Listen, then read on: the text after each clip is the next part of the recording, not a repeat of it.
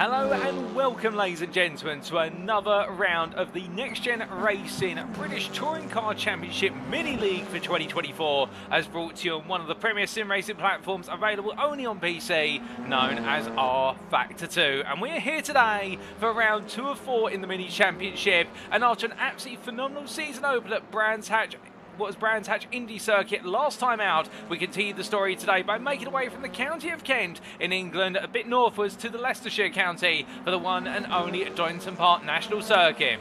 Located near Castle Donington, this circuit is a stalwart of British Motorsport, coined what is at the heart of British Motorsport in reference to the fact it has been a staple of both domestic and international series over the years, ranging all the way from British Touring Car Championship through to Formula 1. There's a circuit like no other when it comes to fast-flowing corners and an absolutely relentless barrage on the senses when our drivers go racing around it. In the fact, with 10 corners and a relatively short length of what is 2.5 miles of 4.02 kilometres, depending on your vocabulary, it is a course that has the corners come thick and fast, many of the medium speed sweepers and curves with direction changes, and in it all as well, multiple braking zones and plenty of opportunities to go battling into corner apexes, and there's no other course like it in the United Kingdom when it comes to a small package but absolutely brilliant battling. But as we get ready to go racing today, we welcome you all to this broadcast live from circuit side, and you may be tuned by one of 3 media platforms to your viewing pleasure today. And well, let's take you through your schedule for tonight and those media platforms, in the fact that tonight, as we can see, our schedule is as follows. Times in Greenwich Mean Time, that's GMT, or Universal Coordinate Time, UTC, for round number 2, and at 8 o'clock this evening, in just under 13 minutes time, we'll be going into our qualifying session of the evening, 15 minutes in duration, all the drives out of the circuit, absolutely raring to go. And after that, we make it away to the grid for our first race of the day at 8:15 this evening for race number 1. All 3 of our races being 20 minutes in duration, and after that we'll be taking a brief breather before returning for the build up to race number 2, and that'll be at approximately 9 o'clock this evening. And then our final race of the day, race number 3, another 20-minute race, will be anticipated for just before what will be 9:45 that will be returning to the grid. Indeed, all drivers will be lights out and away to go at 9:45. But in terms of where you can be tuning in for this broadcast, you could be tuning in right now via one of the 2 official Next Gen Racing media platforms, those being either on YouTube at youtube.com, search for Next Gen Racing, and welcome to you guys and girls on YouTube. Alternatively on Facebook at facebook.com/groups/Next Gen Racing, and welcome to you guys and girls tuning on Facebook. And last but not least, of course, we have the unofficial broadcast being brought to you on Twitch at twitch.tv/TX141. Welcome to you guys and girls firstly on Twitch. But who is TX141, I hear you ask? Well, allow me to introduce myself. I'm your host and commentator for this season, and it is I, Paul TX141 Walsh, also known as Britain Spit. Depending on what media you follow me on, I will bring you all your racing action live from circuit side today, indeed, as we continue on our way through the calendar. And well, let's talk a little bit about that calendar. In the fact that last time out on the 30th of January, we concluded January with the commencement of the season of the Brands Hatch Indy Circuit. Today, of course, it is the 6th of February and we're at Donington Park National. But after today, we'll be making our way further southwestwards to Thruxton on the 13th of February. The fast flying, while the fastest, not the fastest circuit in the United Kingdom, arguably, we'll be playing host for round number 3. And then we bring it all to a close on the 20th of February at the Alton Park Island Circuit in Little Budworth in Cheshire. And our drivers, they'll be on the narrow road surface, battling hard to wrap up the championship, and we'll be crowning our champion there and then. But speaking of champions, let's talk a little bit about our Drivers' Championship after one round of racing. And as we can see, after our round of racing at Brands Hatch, Andrea Romi leads the way on 49 points with 2 wins in the course of the racing at Brands Hatch, albeit under some challenging circumstances as well, battling with rivals, but Romi coming on through ahead of Lee Horne, who sits a further 4 points behind. Lee Horne's consistency proving critical in holding on to that P2 spot, 1 point ahead of Andrea Alberti, who you'll definitely want to keep your eyes on today, given the fact that Alberti's shown a lot of pace, particularly in races 2 and 3, and if fortune had gone better his way in race number 1, could he have been leading the championship going into this round? And then Lloyd Biddulph, another driver as well, showing absolutely tantalising pace in qualifying, putting on pole at Brands Hatch Indy and taking the win in race number 1, but an unfortunate incident in race number 2 between himself and Andrea Romi compromising him, and then race number 3 not quite able to recover, and in the end settling for P4 in the championship stands right now on 39 points. It's then 2 points to Isaac Doble, who in the Vauxhall Astra last time out proved to be a thorn in many a side, ahead of Alan Axon, with Adam Delmont behind Axon based on result count back there in P7, both on 26 points, and it's only a single point to the Cupra driver of Jamie Dory on 25. Mark Sykes and Andrea rFactor complete your championship stands inside the top 10, but for the 17 points of Andrea rFactor, we can then see it's 14 points of Andrew Holmes in P11, who had some great batting with his rivals further down the order, including Marco Garanti, and then Fintag, Fraser Ostans, and Stefano Guidici complete where's your top 15.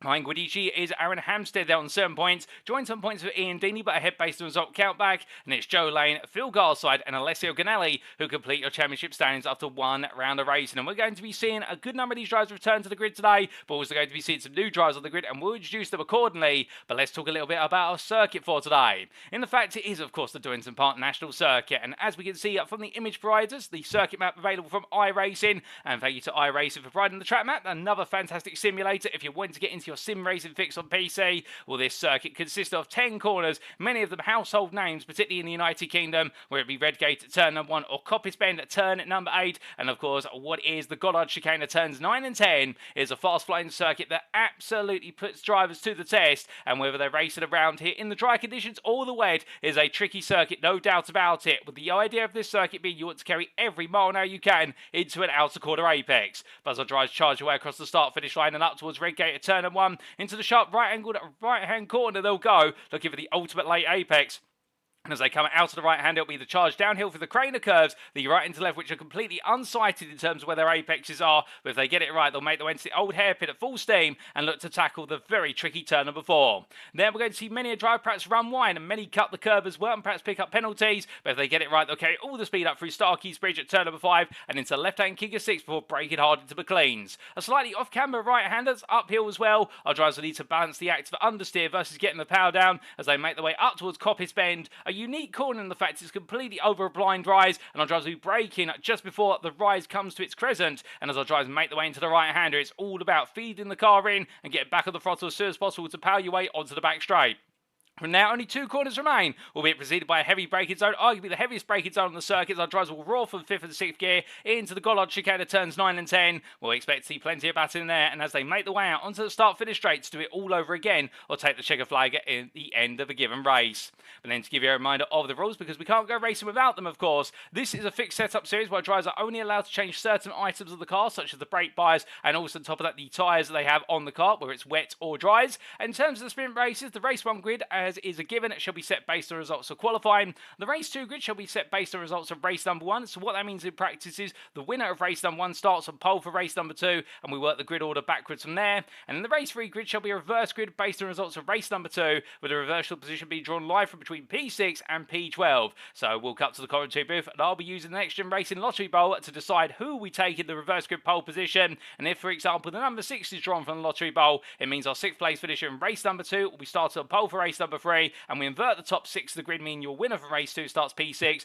but whoever finished P7 and downwards, that's exactly where they'll start for the final race of the day. Well, that's enough rules, regulation, everything between. You're all here for the racing, no question about it. And well, as we head back to the circuit side, a good number of drivers in the pit lane at the moment, but also good a number of them out there. And well, let's take a look at with Andrea Alberti as he makes his way up towards turn number 1 in the BMW 330e. And well, I can tell you one thing about Alberti, the fact that running inside the top 3 of the championship right now, and absolutely on the offensive last time out at what was the Brands Hatch Indy circuit, and looking for plenty more today, I reckon. And indeed, feeling confident. He does a little bit of battling there with one of the Ford Focuses, and I think just trying to get involved and trying to get himself right into the hunt with regards to what is getting himself set up for overtaking success with only 7.5 minutes left of this practice session. But we have had a driver go slightly wide. They're coming out of the old hairpin into Starkey's Bridge, albeit the bridge no longer there anymore as they make their way on up the hill. But we do have some new drivers on the grid today. Some of them you may recall from the NXTGEN, and some of them you will recall from the real world BTCC. And well, a driver who needs no introduction arguably is this man, Mikey Doble, who'll be racing in the 2023 Vauxhall Astra Power Max race, which he piloted in real life. And we do believe he's going to be back on the grid for 2024, which is absolutely fantastic news in the same car. And well, he'll be racing in the number 88 today. And it's great to see Mikey on the grid here, flying the colours for the team he's represented in real life and also for the Doble family today as he makes his way through Redgate corner there. And well, from him we also do have, of course, what is his younger brother of Isaac Doble back on the grid after round number 1. A great round number 1, of course. Also racing in the Vauxhall Astra. The Doble family running 2 Astras, but we also got drivers outside the Doble family to introduce, and they do include what is I do believe none other than Craig Murphy, who we're going to see out there very shortly. And here is Craig Murphy, currently running around in P15 in this final practice session. And he's going to be your sole Toyota Corolla for this round of races. We understand it. He'll be running the colours of Gamble in the number 42. And it's great to see the Corolla on there, albeit a bit of a power slide there as he comes through turn 6, taking a bit too much apex curve at the left-hand kick, but catches the car just in time there. And brilliant cornering capabilities from Wes Murphy. And if he does that in the race, I think he's definitely going to be one to watch for all the right reasons. But as he comes out of Coppice Corner, we also do have new to the grid today, Alex Ward, who is currently parked up in the pit lane, and we're not going to be able to see him at the moment. We'll try to see him in qualifying, we can promise you that. We also do have Craig Tillerston, who's currently parked up in the pit lane, and I do believe we also have Nick Clemens out there. And here is Nick Clemens in the BMW 330e, another BMW enjoy here as he makes his way in towards Redgate, around the Colin Turkington machine. And as he comes out to the right hand there, I can imagine that Clemens right now absolutely enthusiastic, of course, about the NXTGEN on iRacing. And well, when he saw the racing last time out at Brands Hatch Indy, he wanted to be on the grid, and we're very happy to see him here as he makes his way down in towards the old hairpin. As he rolls his way on through the right hand. In terms of other drivers as well, across the pond from South Africa, I do believe we have none other than Duncan Moraes, as we see him here making his way around in the Ash Saturn 116 Ford Focus. And I can see all the hard work and craft that has gone in to get this man on the grid of Moraes, in the fact that he's been working with the admins in order to get himself all set up on rFactor2, and indeed we've had to put some work in making sure that everyone's able to join. And we've also made some updates to the server that we're racing on today. And what you may notice as well, perhaps slightly a different weather from the pleasant sunny skies that we saw time and time again at Brands Hatch last week. And while I hear there's even rain on the forecast, but I can't promise you anything there. We'll have to wait to see what comes out, as we do see Moraes there going a little bit wide out of Coppice Corner, but catching the car in the gravel and bringing it back together as he makes his way onto the back straight. But as he does so, we currently have 22 drivers in attendance. Many of these drivers from what was round number 1 last time out, including Phil Garside, as we do see the Honda Civic Type R driver there in the Cook 66 making his way up towards Coppice Bend right now. And one to watch out in that midfield as well, showing a great amount of pace in the Honda. The Hondas weren't quite on the pace at the Brands Hatch Indy circuit, it should have been noted, but at the same time as well, giving it everything and putting it on towards actually brilliant battles for top 10 finishes. We hope to see plenty more from him today as he makes his way on down in towards the Goddard's hairpin here. And one driver going a bit wide there, wasn't quite sure who that was. But meanwhile, your current provisional pole sitter, he's in the pit lane at the moment, and we sit into the on-board perspective. It's Lloyd Biddulph on what is a 109.485 pole sitter in this practice session, we should point out, as he makes his way back out the pit lane. And as he does so, well, we're looking forward to seeing plenty more from him today in the Hyundai i30N Fastback, as he makes his way on down towards pit lane entry. And well, the thing about Biddulph as well is if he can make it another pole position today, he'll definitely be putting down a big marker, but he'll have to keep in mind, of course, that rivalry that he does have with both Andrea Romi and also Andrea Alberti, and the two drivers there in the BMWs have really tried to close the distance. But speaking of Andrea Romi, your championship leader, here he is in the number 12 as he makes his way on through at Starkeys in the Stephen Jelly machine in the number 12. And well, as he does so, been hearing a lot down the paddock with regards to this BMW. We talked about it last week, it being a very sensitive car when it comes to cornering capabilities, and the fact that it's got to be absolutely dialed in by the driver, and if you have one little element of oversteer, you've got to quickly correct it, as otherwise the car becomes an absolute hazard to handle. But no such thing for Robbie here, definitely showing signs of being in full control as he makes his way on down the back straight.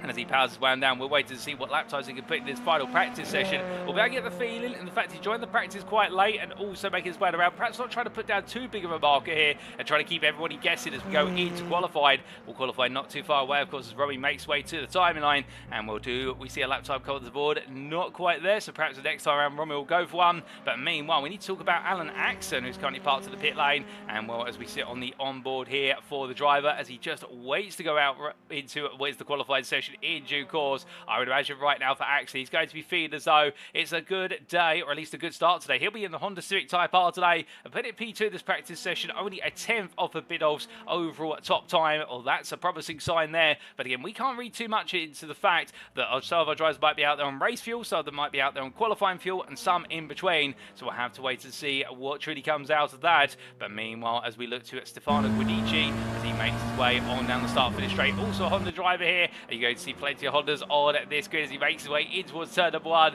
Well, the number 66 driver here absolutely itching and ready to go, and we look forward to seeing what he's able to do in the car today as well. We saw plenty of good sides of Guidici last time, albeit not quite able to fight for top 5 finishes in the end, fighting for the bottom end of the top 10. But look at as though this circuit much more in his element, and therefore I think he'll be feared as though the confidence is only going to grow.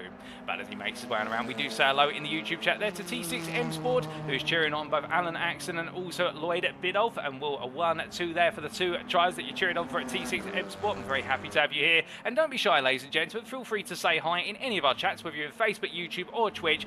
We are not going to bite here at NXTGEN Racing, and we promise you we'll do our utmost to encourage you to get involved as much as possible. Indeed, let us know who you're cheering on today and who you're looking forward to, and who perhaps your favourites are for today at the Donington Park National Circuit. And also do let us know how your day is going. If you've had a rough day, hopefully this racing site will turn that frown upside down. And I can tell you one driver who was frowning very heavily come at the midpoint of the racing last time out of Brands Hatch Indy, this man, Fraser Roster's in the forward focus, in the fact that he wasn't quite aware of the fact it was the 3rd race of the day on, if my memory does serve me correctly, so he missed race number 3 at Brands Hatch by just simply thinking we only had 2 races on the schedule, and well, he's not going to make that mistake tonight. I can assure you he has fully dialed in and told us he's going to be here for the long haul as he makes his way around in Dan Camish's number 27 forward focus for Napa Racing. And well, we're very happy to have Fraser Rosters on the grid, a touring car expert, no doubt about that. Plenty of racing from him, rFactor2 and also what is Race Room, and therefore we are expecting great things from him today as he makes his way on through the old hairpin.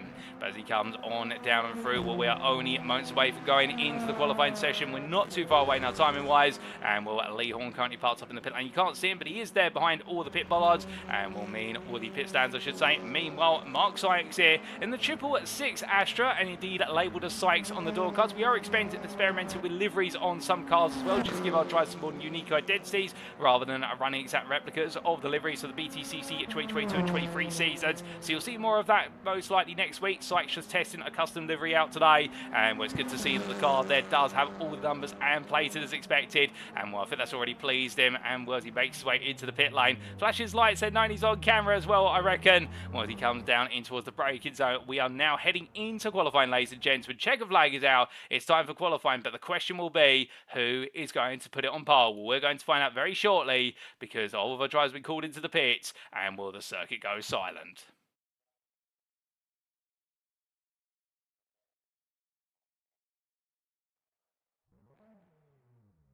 And so, without further ado, qualifying gets underway, and all of our drivers will be eagerly looking to get out the pit lane as soon as possible. Now, weather-wise, from what we understand, still sunshine at the moment. Some of the cloud that was hanging over the circuit earlier has cleared away for a time being. But then again, anything could happen as time whittles on here, as all our drivers making their way down the pit lane and getting into the pit queue. And well, they'll be released at the 15-minute mark on the clock on the left-hand side of your screen. And indeed, it's go, go, go, as everybody tears their way out of their pit stalls now. And a bit of contact there between 3 drivers at the back. That's going to involve multiple resets to the pit lane there, and it will all the drivers as well getting themselves used to the fact there's no clipping through one another in the pit lane. You can make contact with one another compared to say simulators such as iRacing or 30, I do believe at Centre Corso Competizione. Indeed, full contact on it in the pit lane, also on the formation lap when we do go racing, and even when you're out on circuit. As Jamie Dory, one of the lead drivers out there at the moment in terms of in that lead pack, trying to get some tyre temperature into the team hard Seat Cooper as he makes his way on around, and as he does so, we look to Marco Guaranti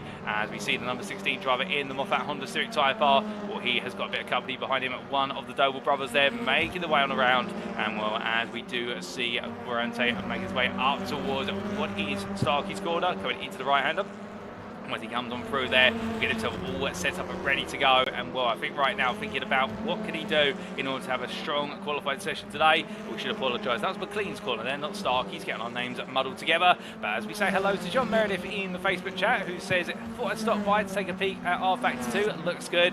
Well, very happy to have you with us, John, as me. Well, goodness me, and that's an error there for what is our driver Guaranti, and that's going to be a tow to the pits very quickly indeed. But meanwhile, we can see Lloyd Biddulph here going on to what is first first flying lap of this qualifying session, running his way on through it. Door number 1 there in honour of what is Tim Graham, or Tom Ingram, as he makes his way in towards the braking zone for third. Number 1, of course, Tom Ingram running the number 1 in the 2023 season in commemoration of his first ever BTCC title in what was 2022. Unfortunately not able to defend the championship successfully, going to Ash Sutton at the end of 2023 to become a 4-time BTCC champion, into the same books the likes of Colin Turkington. But right now Biddulph is going to be challenged in Ingram as he makes his way on out of the old hairpin, and as he does so there, absolutely pinpoint precise. He runs from apex to apex, and that begs the question, what does it take to deliver a pole lap here at the Donington Park National Circuit? Well, the key thing is direction change around here, in the fact you have multiple fast sweeping corners back to back, and we've just seen the conclusion of that run from Biddulph,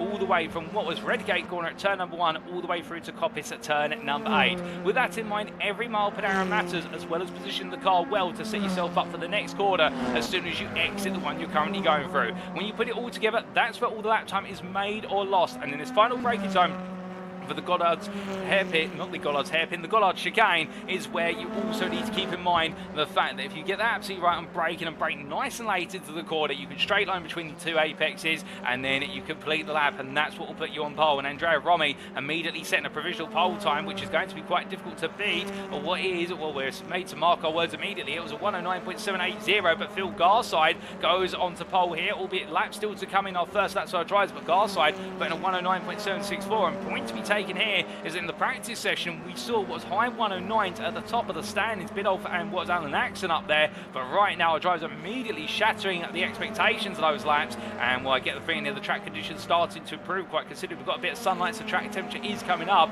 and with that, that's going to give an opportunity for our drivers to give everything in order to try and go even faster here. And I think this qualifying session definitely is going to see some favourites in qualifying from Brands Hatch, potentially a bit further down the order, and I don't think you can count anybody out here for being inside that top 10.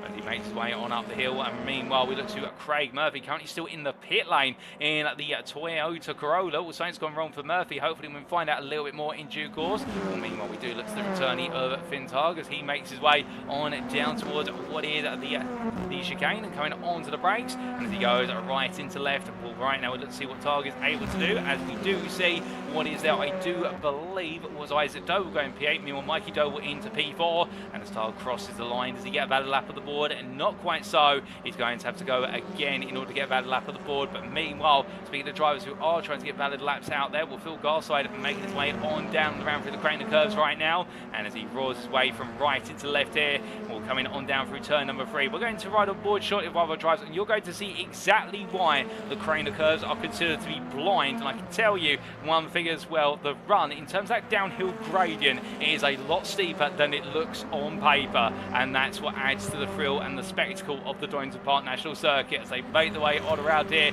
And we're right now Garside coming out of what was McLean's and up towards Coppice corner and getting himself set up there, deciding to back the car off and let some drivers behind him come on through. Well, speaking of drivers who are in front of him, looking to come on through to try and snatch away his pole position, his provisional pole that is, with still 10 minutes to go. Here comes Andrea Romi in the BMW 3 Series, and as he heads the line, well, it's not going to be enough, or is it? As Andrea rFactor2 in fact takes provisional pole of 109.554, so the laps continue to improve, but who else can improve out? There's Lloyd Biddulph now takes pole of 109.154, so moving forward by 4 tenths here, and keep in mind, of course, all the drivers have the ability to use what is the hybrid system as part of this. They make the way on around, and will with that Biddulph immediately going back to the pits. I think Finn looks like it's a job well done, and he'll be now looking to go even faster a little bit later on in the session.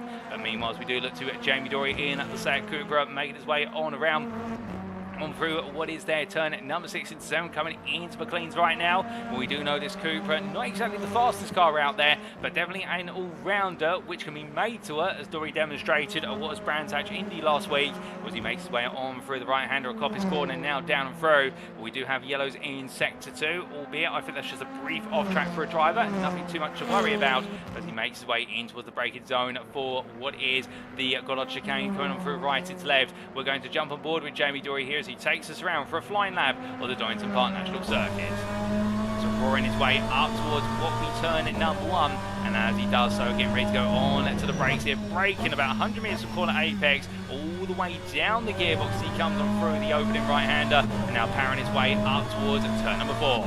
Now through the crane occurs, he'll make his way over the apex of turn 2, but as he heads into the left-hander 3, you can't see the corner. He's got to turn in on muscle memory alone, and does so right in the curve before he breaks his way in towards the old hairpin. Already what he is a 10th up at his previous best. He makes about the old hairpin, carrying the speed, and going through the left-hander there of Starkey's Bridge at 5, keeping the car to the right-hand side here to open up the kink of 6, the straight line the curve, and onto the brakes now for the purposes of McLean's at turn number 7.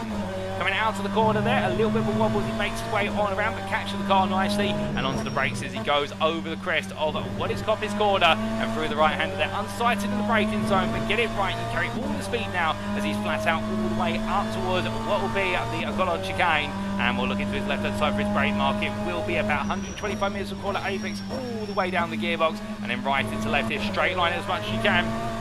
Right those curves, and as he makes his way out the corner, well, Jamie Dory, it's been an impressive lap, but what's it going to be?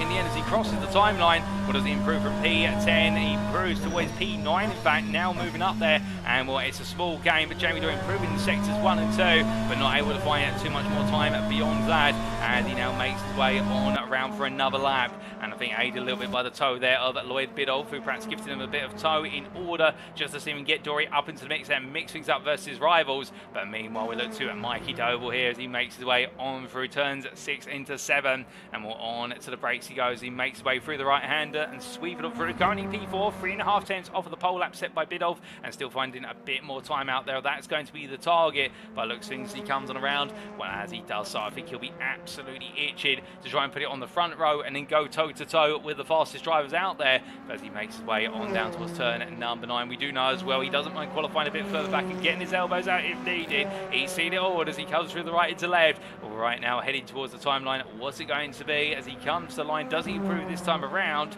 Well, coming on towards the line, I think not straight lining means that he's going on to a better lap. He doesn't feel too happy with the lap so far, as meanwhile Phil Garside has improved, got into the pit, but he has improved on his previous lap in P2 still, but now to 109.325. But from then we do look to what is Alex Ward, who making his way on around here, and Ward in the Ford, the old Valvoline Ford machine there from 2022, the Beavis Morgan machine, and he makes his way up towards turn number 1, and as he does so, we're currently P22, he'll be hoping he can go a bit faster than this, up to P19, albeit I think that might be the banker lap he'd set, which is 1.7 seconds off the overall pole time set by Biddulph. Some more time to come still from Ward as he makes his way through turns 1 and into 2, 3 and 4 he goes, but as he comes on down here, this Ford, a strong car at the Donington Park circuit. Previously we have seen just how strong it was, particularly at Brands Hatch Indy last time out, and we're right now feeling as though there's a bit more out there. I mean, the car to beat does seem to be at the moment somewhere between what's the Hondas and what is the Hyundai at Biddulph. Biddulph as well, the exception to the law, with the fact the sole Hyundai driver out there and absolutely pushing it to the absolute limit, and that's credit to what the British driver can do. But as we do see Ward making his way up towards Coppice corner here, well, we're going to stay with him all the way to the end of this lap and see if he can make some magic happen to move him a bit further up the order. They're coming on through the right-hander, return at number 8, and down the back straight he goes, and as he does so here, well, he's got a little bit of toe further in front of him for company. That's going to give him a very distant draft, and that may gain him 1 to 2 miles an hour into this braking zone. But going from right into left, what's it going to be for Alex Ward this time as he heads towards the timeline? Well, I can tell you, he hasn't improved in sectors 1 and 2 on this lap, so if he's going to improve, it's all going to be in the final sector, and as he crosses the line in the end, it's not an improvement for Ward, so therefore the time not coming too naturally, and I think he'll be hoping there's a bit more out there to be found, as meanwhile Nick Clearance, P18, the next driver from Ward, only was 10th up the road in terms of lap time, and the BMW 330e driver right now as he makes his way in towards turn number 8. I think also thinking there could be a bit more time out there, and he'll be looking for it as soon as possible because time is running out in this qualifying session. Less than 5 minutes left on the clock before they are told they've got to come on in, and that's the grid that will be set. But as he heads in towards the braking zone here for the Gollard chicane, right into left he goes, and will the long wheelbase here of that BMW as well will make it quite challenging with regards to direction change compared to some of its rivals, albeit perhaps not not as confounded at Brands Hatch. We did see the BMWs very strong in the straights at Brands. They'll be strong here on the back straight in the run in towards turn number 1, but I get the feeling it may not be the most comfortable car under direction change, and it might just be holding some of our BMW drivers back slightly as he makes his way out of 1. But as he comes out of Redgate, meanwhile looks at Andrea Alberti, who's going on to another lap shortly, and well, as the number 12 driver comes on through, one of your top 3 in the championship at the moment, from right into left he goes, and as he does so, we jump on board with Alberti for a flying lap of what is Andrea Alberti. Making his way down towards turn number 1 and onto the brakes he goes, and as he does so here, coming down the gearbox all the way down to what is 3rd gear and out of the apex, powering his way on through, and as he comes on through the crane of curves here and all the way up into top gear, as he goes right into left through turn number 3, you can see that the car's hesitant, a bit of understeer coming in as he made the transition. He's going purple in sector 1, by where is 100 versus Lloyd Biddulph's pole time, but now could he go even faster as he makes his way through Starkeys and up towards McLean, open the corners up as much as possible, turning as late as he dares. So now he's left now hard on the brakes here, very early run to the apex, so it's going to cost him a bit of speed off the corner. Given the fact he's coming quite shallow, but no signs of hesitance from Alberti as he heads onto the brakes into Coppice corner, does improve in what is sector 2, but goes a bit deep there in Coppice. You can see the car just sliding away from him slightly over the crest, and as he makes his way down the back straight, with the fact he has gained on his previous best in sector 2 9,000, I get the feeling that Alberti right now may have lost all the time he's gained, but that slight error at Coppice, breaking his way on through Goddard's. Well, this is where it's going to be made or lost as he makes his way towards the timeline. What's it going to be for Alberti as he crosses the line? Is it enough to improve? It is enough to improve, but not enough to move him up from P3. He slashes his deficit in half to Biddulph from what was almost 5 attempts down to what is just under 3 attempts, but it's not enough to put him up there in terms of putting him on pole, but he moves it to P2 in fact there, so it was enough for improvement all said and done. But as he makes his way out of the pit lane, he puts him on the front row, but it doesn't put him in position to go on the offensive. As meanwhile, Lloyd Biddulph here in the Hyundai i30 continues to bring the lap time down, now down to a 108.873, the only 108 set in this qualifying session. The Hyundai driver here absolutely carrying on from where he left off at Brands Hatch, improves again to a 108.706. And can anybody stop this man right now? He's got the door number 1 for a reason by the looks of things, and that is because the only number he wants associated with himself is number 1 in qualifying. And as he makes his way on it down through the crane of curves, coming from right into left, well, he'll be thinking that he's perhaps got the job done, given the fact he is faster than the rest of the field by a minimum of 4.5 tenths to Alberti, who's P2. But meanwhile, looking for our provisional pole sitter to a bit further down the order to Aaron Hampstead, currently parked up in the pit lane, and will not improving it too much further at the moment, it would seem. And what about Ian Dean? He's also in the pit lane there, so therefore he's not out, and I don't think he's going to be getting another lap in. Fraser Rostand's out there in the Ford Focus, and as he makes his way on through the right-hander at turn number 1, well, right now Rostand's finds himself 1.5 seconds off of the pole time, but look at those times inside the top 15, ladies and gentlemen, particularly from what is P4 of Alan Axon all the way down to Rostand's. It is 8 tenths separating them all, but the deltas between drives are less than a tenth in most instances. In some cases, they're less than half a tenth. It is so close right now, and anybody inside what is the run from P4 to P15 could be inside that top 10. It only takes one slight improvement, and they may gain multiple places in quick succession this qualifying session, as Rostons goes a bit wide there, coming out of McLean's and into Coppice corner, pushing hard, but as he pushed it too hard, that might be the fault in the mind. As meanwhile, Nick Clemens moves up to P15. Rostons demoted by what is 3 thousandths out of the top 15 down to P16, but as he makes his way onwards towards Goddard's, we'll have one more lap after this. Remember, overtime rules are in effect, which means if you are on a lap when the clock strikes 15 minutes, you are allowed to finish it, but that will be the end of your qualifying session afterwards. And as Rostons makes his way, he comes into the pits, he's not happy with how this has gone, and will in at the end for Fraser Rostons. Well, with that, I think that's going to scupper the end of that lap, but it's also going to scupper the next lap, in the fact that something went very wrong there. Perhaps he's tested something on the car, perhaps a brake issue or something along those lines, but definitely Rostons not ending things the way he wants to. But meanwhile, from him, we do look to Alan Axon into P4 here in the Honda Civic Type R, as he makes his way on through turn number 7, drifting the car practically through the right hand. You can see the rear of the car stepping out there, which are a front engine front wheel drive car you would not expect. You don't expect it to understeer, but Axon find a way to make the Honda dance, and as he comes on through Coppice corner, well, the checker flag is out. That means qualifying is complete, and therefore all the drivers will now be finishing their final laps, and with Alberti and Garside in the pits and Axon in P4 right now, 7 tenths off pole sitter Biddulph. I think this is only going one way to Lloyd Biddulph, but we'll have to wait and see as Alan Axon makes his way out of the final corner here. Can he find a way to improve in the Halfords Cats Clean Honda? Will he heads across the timeline, straight lining on, and in the end, with Fintag moving up to P4, Axon does not improve, and Fintag in the final moments of this qualifying session leaps his way up into P4. That is a stellar end to the qualifying session for him, as meanwhile, Jamie Dory out there coming to the timeline. Does Dory improve? No, he stays at P10 there, and Lee Horne, meanwhile, also coming to the end of his qualifying session, P11 currently, but I think he's going to dive into the pits, and as he does so, well, the only other driver out there at the moment on a lap is Alex Ward, and Ward heads to the timeline, he comes on through, and does he find a way to move up from P19 in the end? No, he does not, and that is qualifying complete, ladies and gentlemen, and in the end, it is Lloyd Biddulph who takes pole position in the Hyundai i30N Fastback, and that's 2 poles in a row now for Lloyd Biddulph down on a 108.706, what's 4.5 tenths faster than anybody else out there. Well, that's an absolutely incredible job done from the number 1 driver, and can he take that to what is a win in the first race of the day? He'll be feeling as though he can, but of course time will tell. And speaking of time, well, we are only moments away from going into our first race of the day, ladies and gentlemen, and well, we're not too far off of that opportunity, as we do have what is the brief 5-minute warm-up session here before we do go racing. This gives our drivers an opportunity to make tweaks to their cars in terms of the tyres they've got on the car, and on top of that as well, the fuel loads. But I can tell you, once we do come to the end of this warm-up session, it will be time to go racing, and I don't think the prospect of racing is too far away, as most of our drivers sit in the pits, and well, as we do, we need to talk a little bit more about the results of that qualifying session,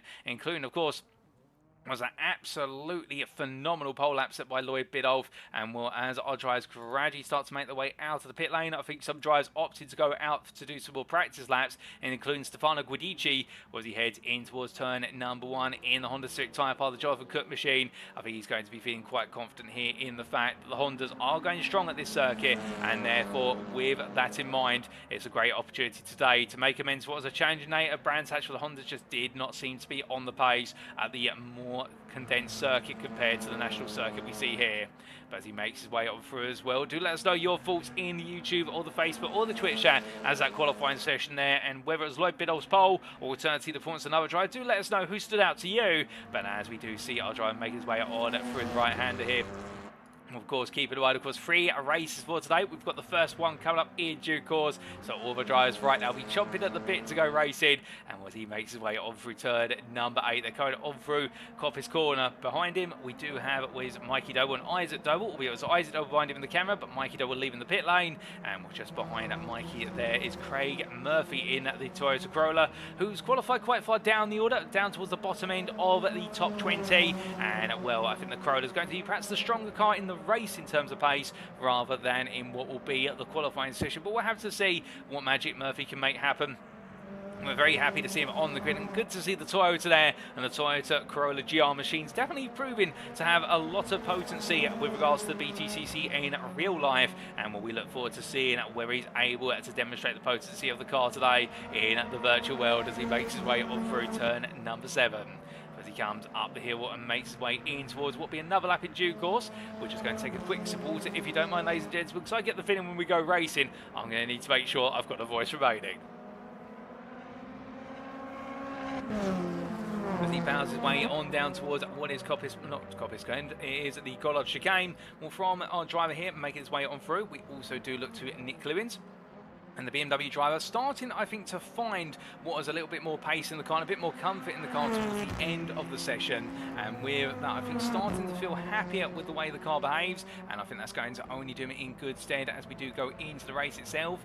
But just to keep in mind, of course, Nick Clemens qualifying P15 in the end. And with that P15, I think he'll be feeling as though there's still more work to do, in the fact he'd like to be further up the order. But in terms of other standout qualifying performances, that performance from none other than Fintag, as we do see him currently part in the pit lane, and well, as he sits in the pit lane at the moment, we do look to the on board with him.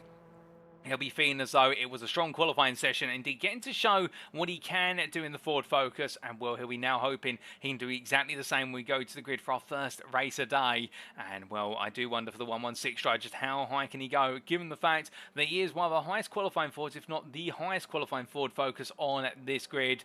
And well, from here it's only Phil Garside, the Honda Civic Type R driver, Andrea Alberti in the BMW 330e, and then Lloyd Biddulph in the Hyundai i30N Fastback. So it does mean we have 4 different manufacturers lining up in the first 2 rows of the grid, which is absolutely fascinating to see as well. And that is only going to serve up what is an even bigger treat for the eyes when we do go green flag racing. But of course, as we ride on board here with Lee Horne right now, we're 1.5 minutes away, still in this final warm-up session. And while we can see a lot of cloud over the circuit, coming to the off in the distance, we look from Lee Horne's Vauxhall in the number 40 going through turn number 1. And what will that cloud lead to some rain? That will be the worry for some drivers here, in the fact they will need to consider changing those tyres if so. And could that lead to a shake-up in the race? And of course, earlier on in what was 2023, we did see in the real world of the Donington Park National round of racing in the BTCC, the absolute pandemonium that occurred with rain falling on the circuit. We also got to see that at Knockhill as well. But here in England today, it looks like sunny skies for now, but there's always the prospect of some rain on the horizon as Horne makes his way up towards Donington Park. As he does so, looking towards Fraser Austin's currently parked up in the pit lane, and well, with him parked up in the pit lane, we will look elsewhere towards Marco Grante, and as we do see the number 16 driver in Honda Civic Type R, another driver as well having a reasonable qualifying session, qualifying P13, and I think he'll feel as though with Andrea Romi starting P12 today, that's definitely a sight which is going to be a bit of a surprise to him. In fact, that Romi was the fastest driver in the races last time out of Brands Hatch, but still things can change, and of course all the circuits on the calendar will really play to the strengths and weaknesses of the different cars around here, and our BMW drivers today definitely feel themselves reined back in what seems to be absolutely unsatiable pace, but their pace right now being reined in to the wider pack. Well, without further ado, ladies and gentlemen, the clock strikes 5 minutes, the warm-up is complete, you know what time it is, it's time for our drivers to head onto the grid for race number 1 of 3, here today in round 2 of the Next Gen Racing British Touring Car Championship Mini League hosted on rFactor2.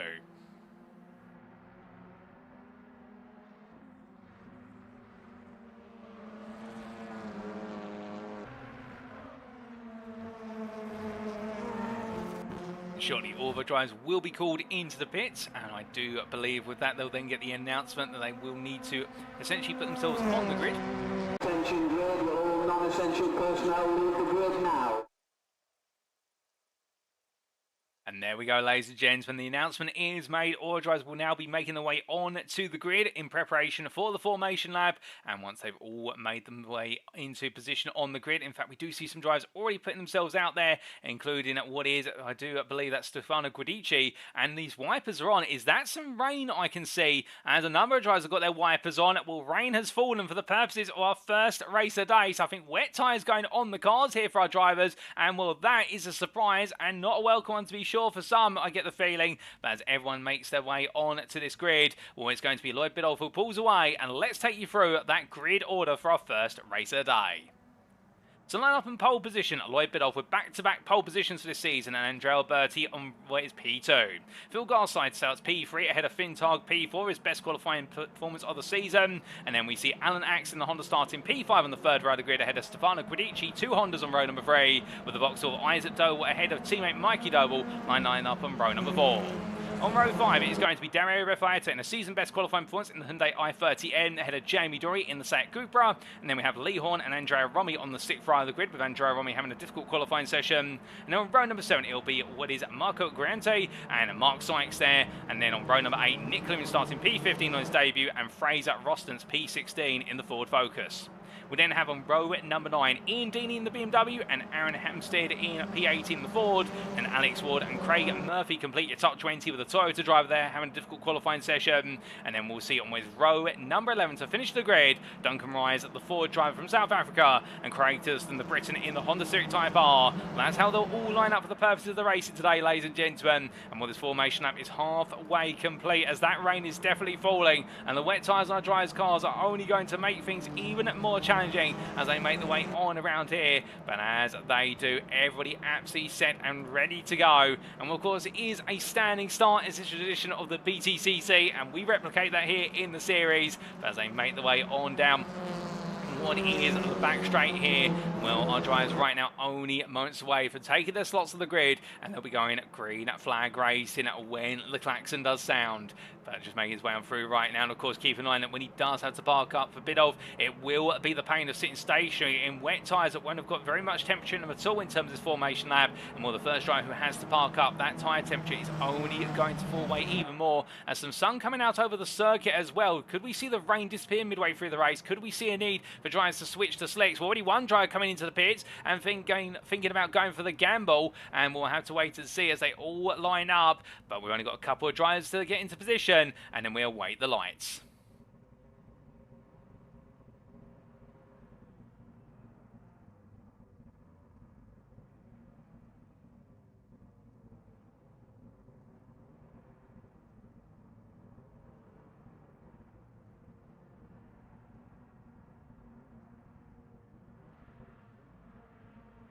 Lights are on.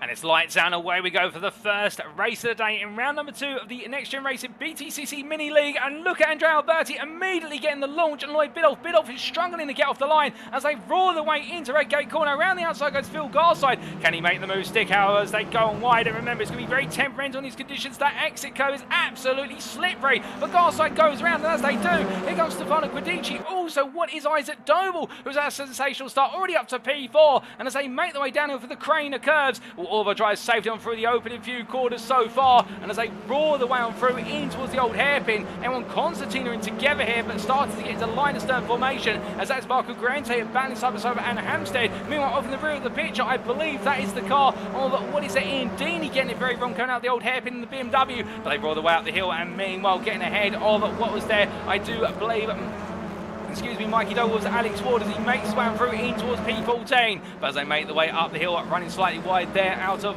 what was at McLean's corner, was none other than Craig Murphy, still battling with Craig Tillerston. But looking back towards the front of the field, Andrea Alberti already roaring away. The gap is 1.9 seconds. I'm not quite sure what they've done to that BMW. I can tell you one thing, it's made to go in the wet, as meanwhile, Phil Garside behind him, P2 follows on through. But after one lap of racing, it is what is none other than Andrea Alberti who leads by 2 seconds over Phil Garside. Isaac Doble P3 ahead of Alan Axon P4, Lloyd Biddulph P5, Fintag P6, Jamie Dory P7 ahead of Nick Clemens P8, and we have Lee Horne and Mark Sykes completing your top 10 with Aaron Hampstead P11 best of rest. And speaking of best of rest battling here, we've got 3 wide as they make their way down to Redgate corner, and that is going to be what is Mikey Doble just behind the battle with rFactor2, Duncan Ray's and Alex Ward as they come through, and Andrea Romi keeping the triplet at bay, as meanwhile Mikey Doble now looking to battle his way on past drivers as they make their way down in towards the Craner curves for the second time of asking. But as they weave and wind the way on through these tricky conditions, definitely pretty challenging for drivers, as Moraes looking up the inside of Doble, can't quite find it as they make the way on through the quarters, as we ride on board here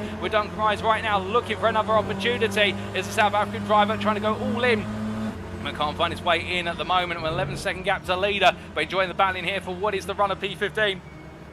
As he looks around the outside of McLean's corner, we've got to be careful here. In fact, he does get the cut back on Doble. Doble comes across a bit of contact between the two of them, but in the end they back out of it and make the way up through Coppice Bend, but through the right hand they go, and he couldn't be closer right now. Doug Rossi gets another fantastic launch coming out to the right hander of Coppice. It's a drag race down towards what will be at the Goddard chicane, but can he find a way to lunge it on the brakes here? He's going to go all in, and as he does so here, I think the move's going to be made. Doble's going to back out, as meanwhile cutting across the foreground of the camera, multiple drivers. In fact, there's a car going round, and that I do believe it's Nick Clemens who's ended up beaching the grass there. He's gone around on the exit, we're not quite sure what's happened, but we know it has happened, and as he tries to get the car back together, well, that is going to be a sight for sore eyes if you're a Nick Clemens fan. And as he makes his way back up to speed, drops all the way down to P20, but as he makes his way onwards towards another lap, meanwhile we do look from him to Alan Axon. Meanwhile, the Honda Civic Type R driver here chasing after Isaac Doble has in fact found his way up into P3 off camera, and as they make the way on through Starkey's Bridge, from them Lloyd Biddulph, after that absolutely challenging start, has now started to find his pace. He's back into P5, albeit 4 places lost since the pole position, and as he makes his way in towards Wes McLean's corner,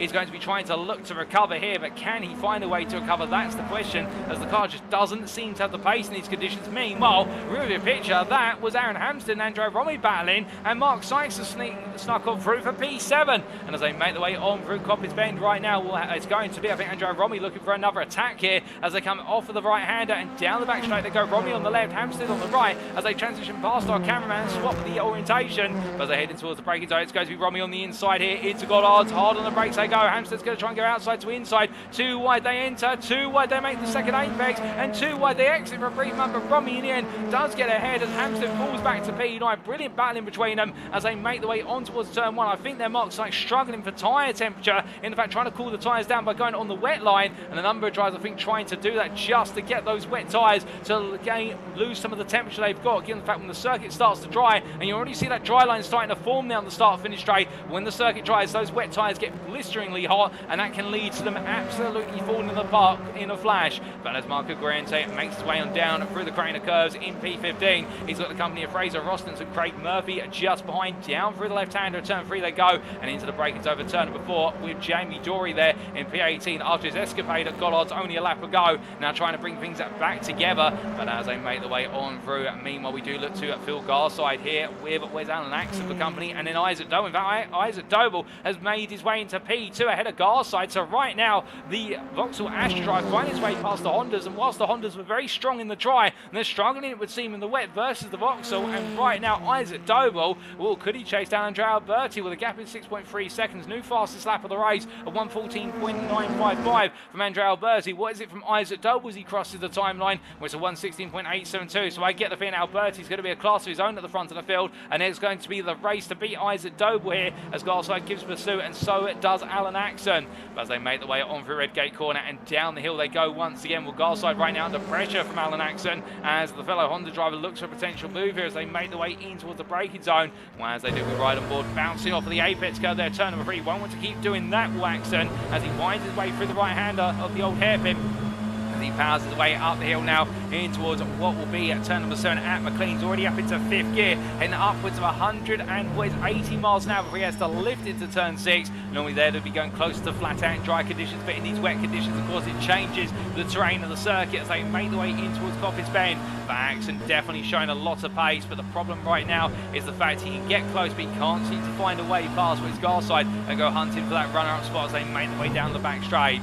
As they do, building up the speed and making his way in towards top gear. Well, it's the only time they reach 6th gear in the lap, and it's for a brief period of time, but hard on the brakes he goes as he makes his way on through the Goddard chicane, and as he does so, the circuit is definitely drying up to a degree, with Alberti setting another fast lap of 14.707. But meanwhile, on your screen right now, you can see that Isaac Doble going defensive in the middle of the road, making Garside look to the outside. Will there be a cutback attempt into Redgate from Garside? Axon just waits to pounce in the rear here as we still ride aboard the full place driver as he makes way for the right hand. A new fastest lap of the race from Andrea Romi, a 14.417 down in P6. So Romi right now is the fastest driver out there. It seems like the pace is coming more and more. And speaking of Andrea Romi, here he is. He makes his way on down the hill in towards what is the crane of curves and onwards towards the old hairpin, chasing after Lloyd Biddulph. And we'll no love lost between these two, of course, after a number of instances between them in races 1 and 2 at Brands Hatch. Although I think they've made up for it, and as they make the way on through what is at turn number 5 and up the hill they go towards turn number 7. Well, from these two drivers at Fintag, who qualified very well, put himself on the second row of the grid,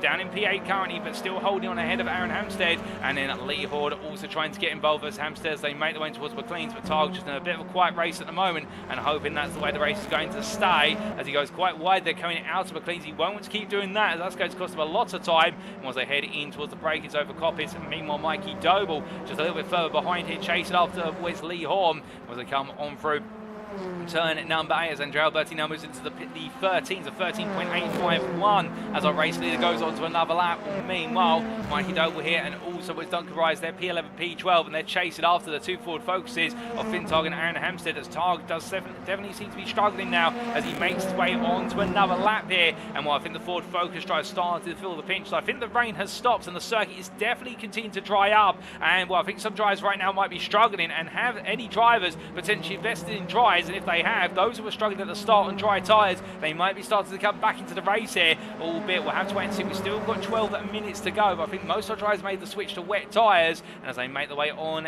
down the hill, I think we might be able to get the data as to what is the tyres that our drivers do have, and in fact we can on that timing tower show you there. The ones in black are in wet, meanwhile in what is the yellow it's mediums, and we'll running wide there was Fintag as he brings it back together, but as he does so, it's going to release what is Aaron Hampstead of through, and so will it release Lee Horne, albeit Lee Horne looking up the inside as they make the way on through McLean's. It's also going to be Mikey Doble following on through there. The two Vauxhall Astra drives working together as they make the way up the hill into the breaks over Cop. It's brilliant teamwork, and right now Anne Hampstead just feeling the pressure more and more as they make the way on through, but as they do and come down towards what is turn at number 9, well, here comes Mikey Doble on the inside of Lee Horne. I think Horne then making an error is going to be losing out as they make the way to the braking zone. Hard on the anchors they go, and as they do, well, that's going to be Mikey Doble gaining 2 places in the space of 1 lap, with Hampstead losing out and Horne gaining 1 in return. But here comes what is none other.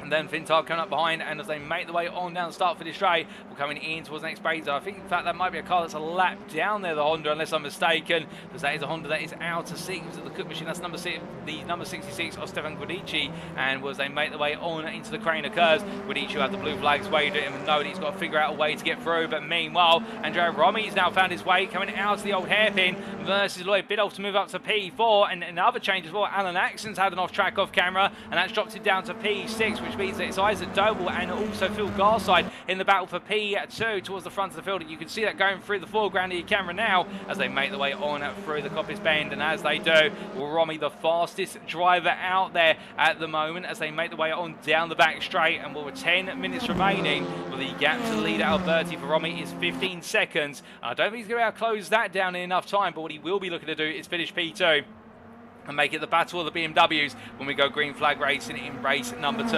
as they power their way on to another lap.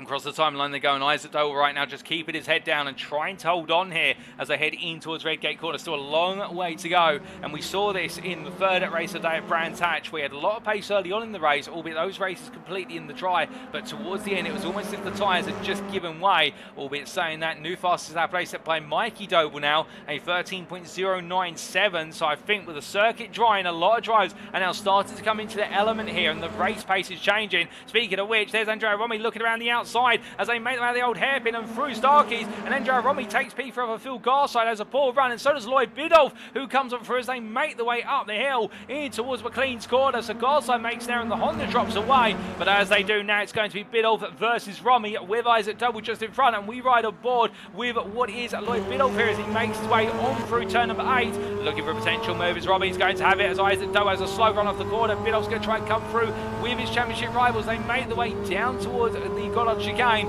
Onto the brakes, they get ready to go. Biddulph on the inside here as he hits the anchors, and as he does so, why is it though they're not really able to put up a counter-attack or certainly put up a major defence with the line being compromised as they make the way towards what is another lap. Well, time is gradually tricking away. They'll approximately have another, what is 6 to 7 laps, including the one they've gone on to by rough order of estimation as they make the way through Redgate Corner. But you can see that Isaac Doble trying to come back into Redgate, but Biddulph right now just able to hold firm. But the BMW of Andrea Romi started to run away. New fastest lap race, Lee Horne, who's down in P8. This lap, the laps are definitely evolving and evolving in the right direction in terms of drivers looking for pace out there, but how much more pace will there be? As meanwhile, looking back to the battle for P11, this is Duncan Rise versus Fintar. Side by side they go into Redgate Corner. It's going to be Duncan Rise who gets P11 there on what was the inside of Redgate Corner. Meanwhile, Craig Murphy being passed by what was Nick Clemens, who snuck up the inside as Murphy looking for a move of his own in the Toyota Corolla. And as they come down the hill through the crane occurs, all behind them is Fraser Rostance and also Jamie Dorey,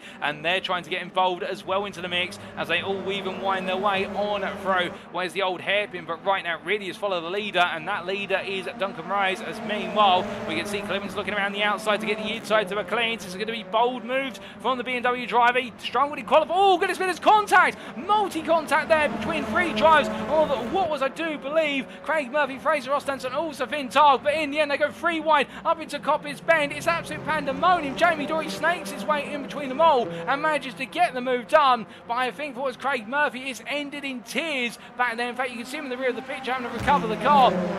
And as they make the way up towards what will be the Goddard chicane, which is not over yet, as side by side they go, and that is going to be, I believe, Fintar battling with what was, unless I'm very much mistaken, Fraser Rostance, but in the end, one has been turned around, and that is going to be Duncan Rise, who's been turned around at the Goddard's hairpin, or the Goddard chicane, I should say, and as they make the way down towards turn at number 1, well, Jamie Dorey's gaining plenty of places by just staying out of trouble. He's up to P13 from P17 on the previous lap, and will now be looking for his way past Fraser Rostance, but I think a couple of those drives might might be wanting to chat to each other after the race as to what exactly happened. But they make the way on down the hill, wind the way for the crane of curves. Meanwhile, an update towards the front of the field. Lloyd Biddulph has found his way into P2 ahead of Andrea Romi, and that has occurred off camera, but we can't quite get a replay of it due to limitations. What we can do is look to Lloyd Biddulph right now as he tries to break away from Andrea Romi in the closing stage of this race. We've got just over 6 minutes to go as we make the way on to the next lap, and right now Biddulph trying to charge after race lead Alberti, who is 16.5 seconds clear.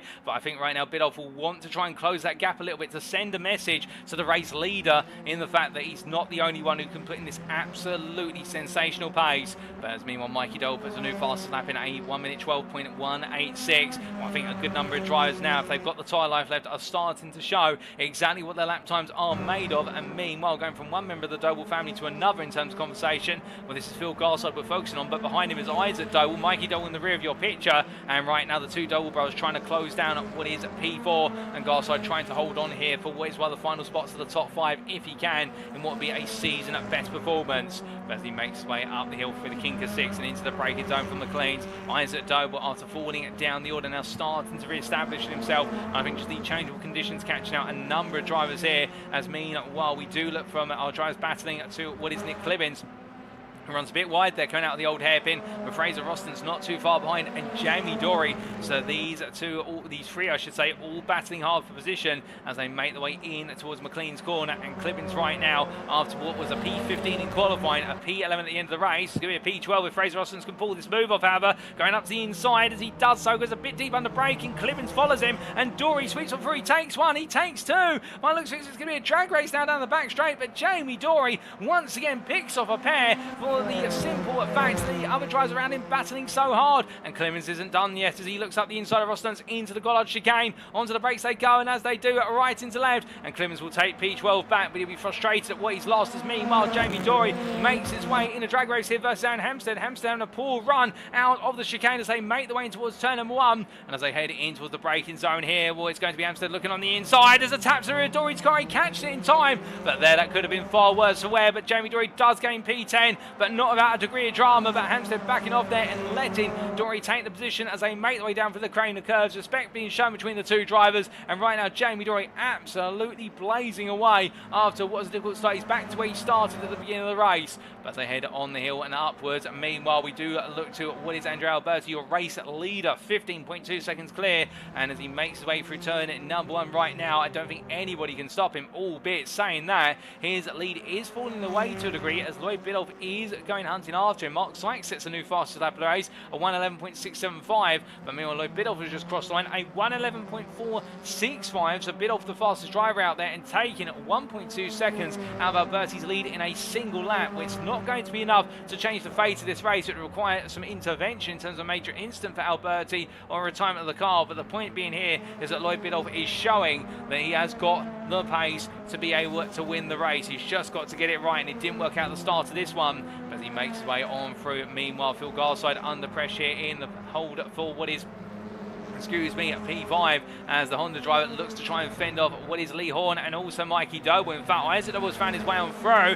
Meanwhile, Lee Horne goes very wide, and as the car drifts sideways, can he bring it back together? He can just about do so, but Lee Horne, they're getting a little bit too enthusiastic with the throttle pedal coming out the old hairpin, and the consequences being demonstrated through Stark as he brings his way out towards Coppice corner, and well, Mikey Doble just behind. In fact, that's Isaac Doble, I should say, confusing the two Doble brothers. Mikey Doble has cleared Phil Garside and run off into P4, but right now Lee Horne looking for the move around the outside here as they head down towards Gollards. Onto the brakes they get ready to go, and already on through, and I get the feeling here that Garside is struggling with the car. I think the tyres might have gone, and I think for a number of drivers who started on what was the wet tyres, given the fact we only had the rain fall for the opening 3 to 4 minutes of the race, and the circuit has practically dried up now, or at least the dry line is so evident it's hard to see the wet patches. I think those who are on wet tyres are struggling, and the pace has completely fallen off, and that might be the explanation as to why Alberti was just able to run away, whereas Biddulph was not able to, as they make the way on down into the crane of curves here. And as they do, will mean while we do take a look back down the order to Marco Grante, as we do see the P14 driver still chasing after what is Ian Deeney and Nick Clibbins, and Clibbins is his first target there in the battle for P13 in the BMW, but the Honda Civic Tyre Bar driver still staying in the fight. And keeping in mind, Marco Grante started at what was all the way down I do believe, in fact, starting in what was P13, so trying to gain the place that he started in back, and he's only got the one place to look for here as they make their way down to the old hairpin. But Nick Clemens is not going to make it easy, given the fact he's gained 2 places since the start of this race, and he won't want to lose any more after this as he weaves and winds his way on through the corners. But as he does so, in heading up the hill, getting ready to go onto the brakes very shortly and looking at that potential prospect right now. 1 minute left on the clock. Not too much more race in this first race today, but Marco Guarente saying there's still racing life in this race as he takes Pete to the inside there into Coppice Bend, and Clemens does not shut the door. No, he's got the better line through the corner, but does he runs a bit deep to the grass, and that is going to cause Marco Guarente to look up the inside as they make their way down towards Golars, and that is going to be P13 taken back for the Honda Civic Type R driver right at the close here as they make the way on through the chicane and onto one final lap. But meanwhile, here is your race leader, Andrea Alberti, and in fact we might have 2 more laps to drive further down the order because 30 seconds to go. I think he is going to squeeze in another lap after this, as meanwhile new fastest lap of the race, Lloyd Biddulph a 1:10.78. We're starting to see a shift towards qualifying times little by little, and I think that is going to be a huge change of pace for the purposes of race number 2 if we don't have any intervening rain. But meanwhile, looking back to Mikey Doble here as he looks on towards the back of Andrea Romi, looking for the fight for P3. Doble on the inside as they make the way on down. Romi right now, no pace in the car, it would seem, as they head in towards the braking zone. I think Mikey Doble here is going to make it a straightforward pass into Gollards. Another place gained, but as the clock strikes 0, it means that this is the final lap they go on to. They roar the way around, and as they do so from behind them, we do see Lee Horne on the charge in P5 ahead of what is someone drives a bit further down the order, including Andrea rFactor. But as we looked at Alberti here making his way on through what is the old hairpin, he's not got far to go, but Lloyd Biddulph is closing hand over fist right now. The gap is down to 9.5 seconds to Biddulph, who clearly has found the pace down the late stage of the circuit drying up, but it's just not enough time. He'd be hoping that he has at least 2 to 3 more laps in order to do this, as that could be a sensational end to the race, but he roars his way out of what is then McLean's corner. You can see how hard he's pushing. Isaac Doble is much further back. I do believe behind that is Mark Sykes, who's a lap down now,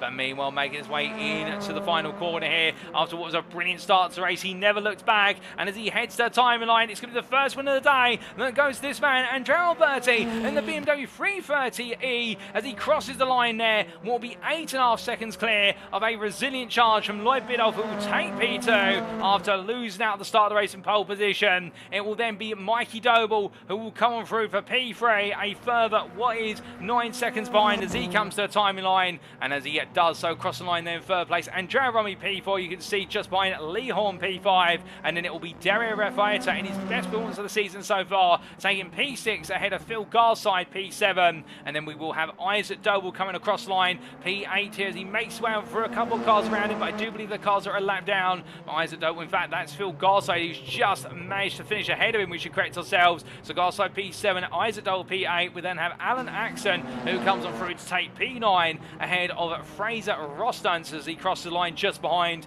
and then we'll have Marco Guarente at P11, Nick Clemens in what will be P12 in the end as we see him there in the BMW. Jamie Dory peeling off to the pits, and I believe that's going to promote Ian Deeney into P13 ahead of Jamie Dory, who will finish in the pit lane P14. Aaron Hempstead comes on through to take P15, and he'll be your last finisher on the lead lap with Fintag P16. In fact, Jamie Doyle will be demoted to P15 with a pit finish. And there was Mark Sykes P17 ahead of was Alex Ward with Stefano Guidici, and then Duncan Rice completing a top 20, Craig Murphy P21, and Craig Thurston with a non-finish P22. But goodness me, ladies and gentlemen, what a first race of the day. And as a number of drivers conduct their cool-down laps and bring it on into the pits, well, definitely a brilliant pace setter for what is to come in our second and third races of today. No question about it, but Andrea Alberti was your winner, and in the end making the right call at the start of the race to start on the wet tyre, and with those who start on the dry tyre, the conditions just did not clear up quickly enough, and Lloyd Biddulph was the one to show that the dry tyre had some life, but the car just not coming alive until too late in the race. And Mikey Doble completing what was your podium there on his debut for this series, and great to see him up there pushing the Vauxhall Astra to a podium. But as all the drivers coming down and through, Alan Axon here making his way into the pit lane as well. for a challenging race for Alan Axon, but at the same time also I think he won't be too upset about that. And as he makes his way on in, all the drivers coming into the pit. Well, that's race number 1 complete, ladies and gentlemen. We've still got plenty more racing to come here in what is the Next Gen Racing BTCC Mini League. And well, we're going to step away for approximately 5 to 6 minutes, but we'll be back soon for the build up to race number 2. Don't go anywhere, you won't want to miss it. We will see you very shortly.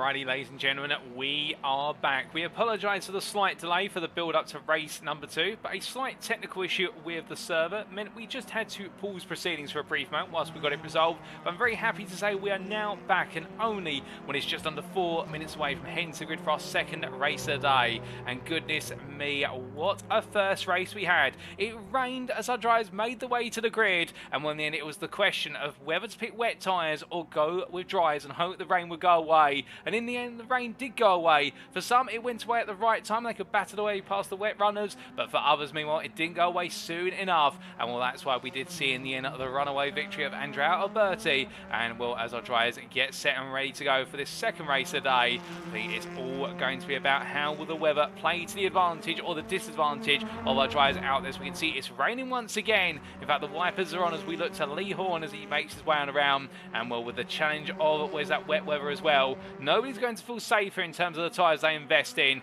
they're going to have to keep looking to the skies. And well, as they make their way through, we say hello to a number of you who recently popped messages in the chat, including Neil Craven, the Facebook chat, who's enjoyed the first race and so happy to see so many people he knows on track. And we'd love to have you on circuit with us. Neil, if you do have rFactor2, then there's never been a better time to get on the grid and go racing.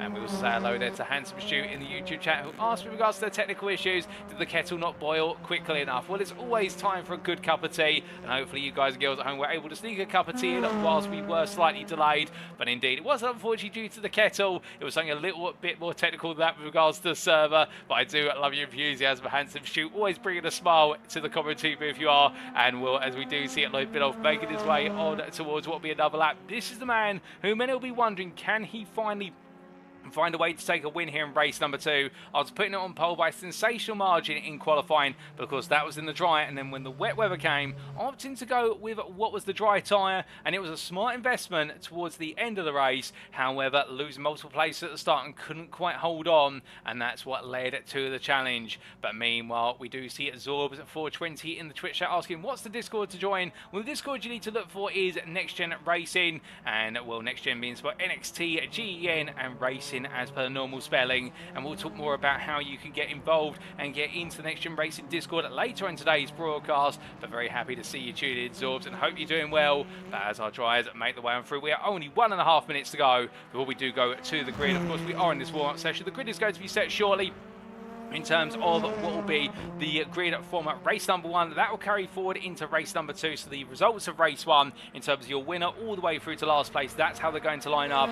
So just put you in the frame of the picture. We Andrea Alberti on pole with Lloyd Biddulph alongside, and then Mikey Doe and Andrea Romi on that second row of the grid. And well, we're going to 2 BMWs on where's the front 2 rows of the grid. We're also going to have the Hyundai and the Vauxhall Astra in amongst the mix there, and a good amount of car variety. And well, as we see there's Orbs saying thank you, just tuned in for race 2 first time here. Well, no worries about it at all, Zorbs. Get yourself set, get yourself a cool beverage or a hot one depending on your preference and the temperature of the room, because we are only 30 seconds away from going to the grid for our second race of the day. And well, I can tell you right now the amount of rain that's coming down, and well, as our drivers weave and wind the way for the crane of curves here in this warm-up session, if it stays like this, I think everybody's going to be thrown on that wet weather tyre, and I don't think anybody is going to be thinking about the dries whatsoever, and this could be a story of who can survive the flood here at Castle Donington. But as we look at Stefano Guidici making his way on up the hill, or as he rolls his way on through, talking about a driver who had quite the experience in the first race. In the YouTube chat we saw, as I say, went from P18 to P6 and then the tyres fell off, and well, that being none other than Alex Ward, who's currently parked at the pit lane and talking about his experience of the tyres falling off and falling back down the order. But the checker flag comes out on this warm-up session then, ladies and gentlemen, it is time for our drivers to make the way to the grid, and while those are out, they'll be very shortly asked to come into the pit lane, and well, race number 2 is about to get underway.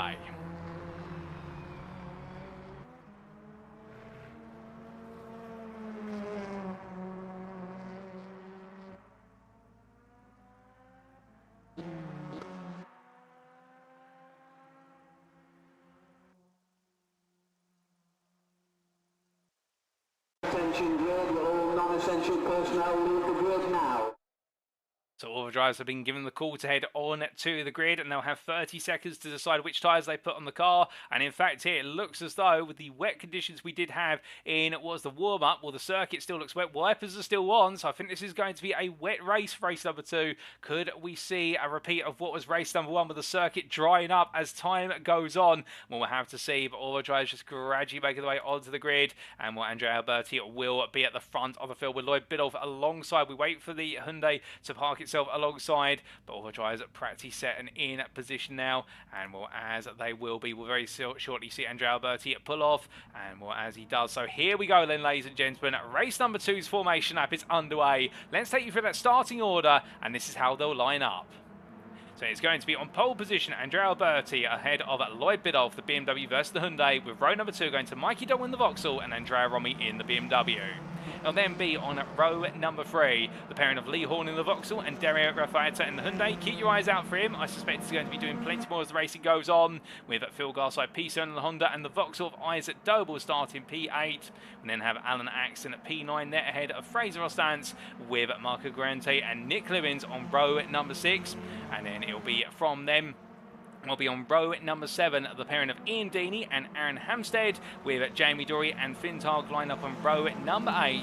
And then we will have on row number 9 what will be the pairing of none other than, I do believe, Mark Sykes and Alex Ward, the Vauxhall driver ahead of the Ford driver, with Stefano Guidici starting P19 in the Honda and Duncan Rise at P20 in the Ford. And then last but not least, starting P21, it will be Craig Murphy in the Toyota Corolla GR. I do believe Craig Tiddleston not able to make it onto the grid, so we are a driver down. For 21 starters in this race, ladies and gentlemen, we do apologise for the fact that some of the car icons were not the correct cars shown there, but the grid order was correct. And as our drivers make the way on around, we are only now the Goddard chicane and what will be the lights out procedure away from going green flag racing once again. And well, we can see there Miss Kitty Louise at 90. We always say hello to you. Hope you're doing well, Miss Kitty Louise, who says this is why rFactor is better than iRacing. The weather, love a damp wet race. Indeed, we do as well. We hope wet weather does come to iRacing sometime this year. But enough about iRacing right now. We're here at rFactor2, and as all the drivers pull into their positions here, the formation lap is almost complete. Well, Andrea Alberti will be parking up there and having to wait the longest of everybody as they all gradually creep to their boxes.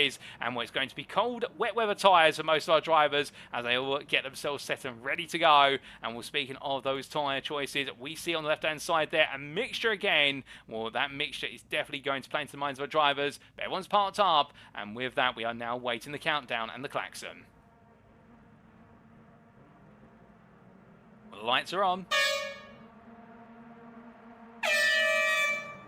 And it's lights out and away we go for our second race of the day as Andrea Alberti gets a good start of the line. Lloyd Biddulph meanwhile struggling at the start once again as Andrea Romi looks up the inside into turn 1. They roll the way through 3 wide, they go further back there. Phil Garside trying to make some early moves as the Honda Civic Type R driver gains 1 versus what is Lee Horne. Moving up into P6, trying to gain 2 now versus Andrea rFactor as they make the way down. As they roll the way down the hill through the crane of curves, it's 2 wide here for Lloyd Biddulph versus Andrea Romi. As meanwhile Alberti just being allowed to run away with us at the front of the field. Mikey Double tucked in behind P4 there, looks up the inside to the old hairpin. They've all made it through the opening 3 corners, and Mikey Doble there gets his elbows out, makes the move happen into turn number 4, but as they come out of the corner now, further down the corner, Ian Deeney also getting 3 places off the stop. The BMW 330 driver making great progress. Meanwhile, that is Jamie Dory taking a trip to the grass, as is, I do believe, one of our other drivers as he does rejoin. But nasty moment as he comes back onto the inside of McLean's, and well, that's going to be battling with the slipping and sliding car of Nick Clemens as they make the way up the rise into cockpit Spain. Everyone right now tentative on the throttle, trying to find where the grip levels are and trying to get that temperature into the car as well. And as they make the way on down the back straight here, everyone on the mission to go on the offensive here, and Phil Garside roaring on through. But look at this, with Biddulph making his way clear, and Garside up into P3, Mikey Dole behind him P4. The top 2 are already running away, but meanwhile rFactor is now starting to get involved as they make the way onto lap number 2. So after 1 lap it's Andrea Alberti ahead of Lloyd Biddulph, followed by Phil Garside. Then it'll be Mikey Doble ahead of rFactor, but rFactor looking around the outside here. Mikey Doble falling behind, and there's rFactor up into P4. We then have in P5 Mikey Doble ahead of Alan Axton, followed by Lee Horne, then Ian Deeney. Then it's going to be Finn Targ and Jamie Dory complete your top 10, but Axton there makes a move on Mikey Doble. Doble Dole really struggling right now as they make their way on down the hill in towards the second part of the crane of curves here. And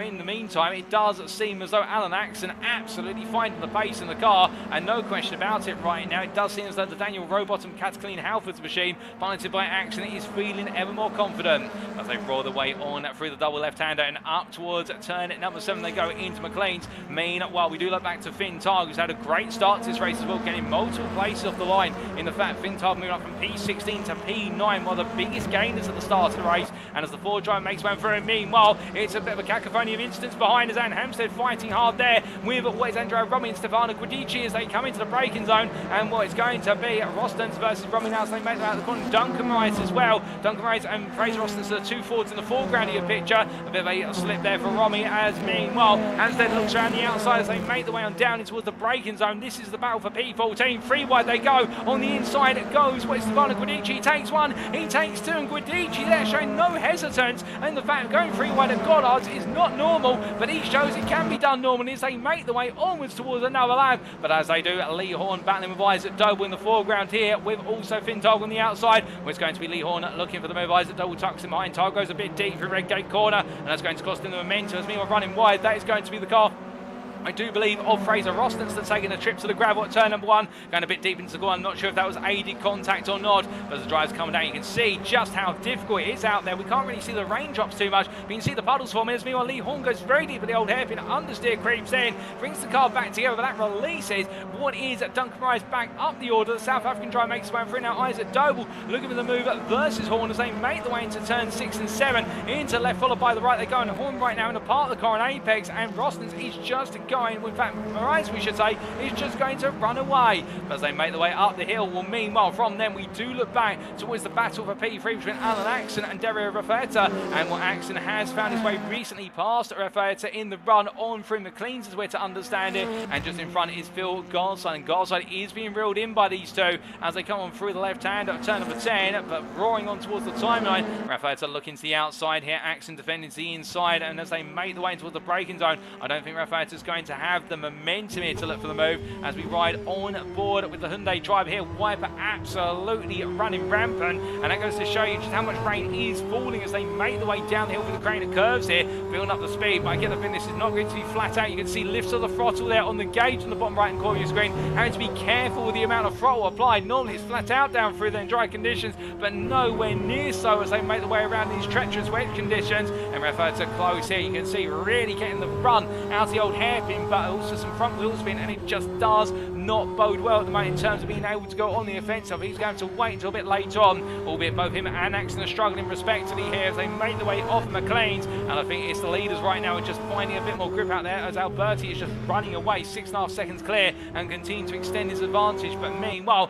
where is Lloyd Biddulph in all of this, I hear you ask? Well, the P5 driver in fact is dropping further down the order as Jamie Dory there makes his way through, and so does what is Ian Deeney. And Deeney here is proving to be a revelation in these heavy wet conditions. He's made his way out to P6. The BMW driver right now, is there anything he can't do? He's absolutely flying out there. He may not have the pace of the race leader, but right now he's the second fastest driver out on the circuit, and it's showing. He's out to P6. Car squirreling all over the place there as he makes way out Goddard's, and looking on the inside now versus Dory in the run down towards turn 1. But here comes Biddulph on the left of your picture. It's Deeney on the right, Biddulph on the left, Dory in the middle, and as they make the way onto the brakes here, well, Biddulph's there, Deeney on the outside, both drivers giving each other respectable space, and there's going to be a bit of contact between them there. No love lost as they trade some paint as they make the way down towards turns 2 and 3, but it is going to be Biddulph who gets ahead into the crane of curves. Deeney waiting for an opportunity. He can't seem to find a way through at the moment. There still has plenty more laps to go, but also just behind him there is Mikey Doble, who tries to bring himself back into the fight after starting what's the second right of the grid,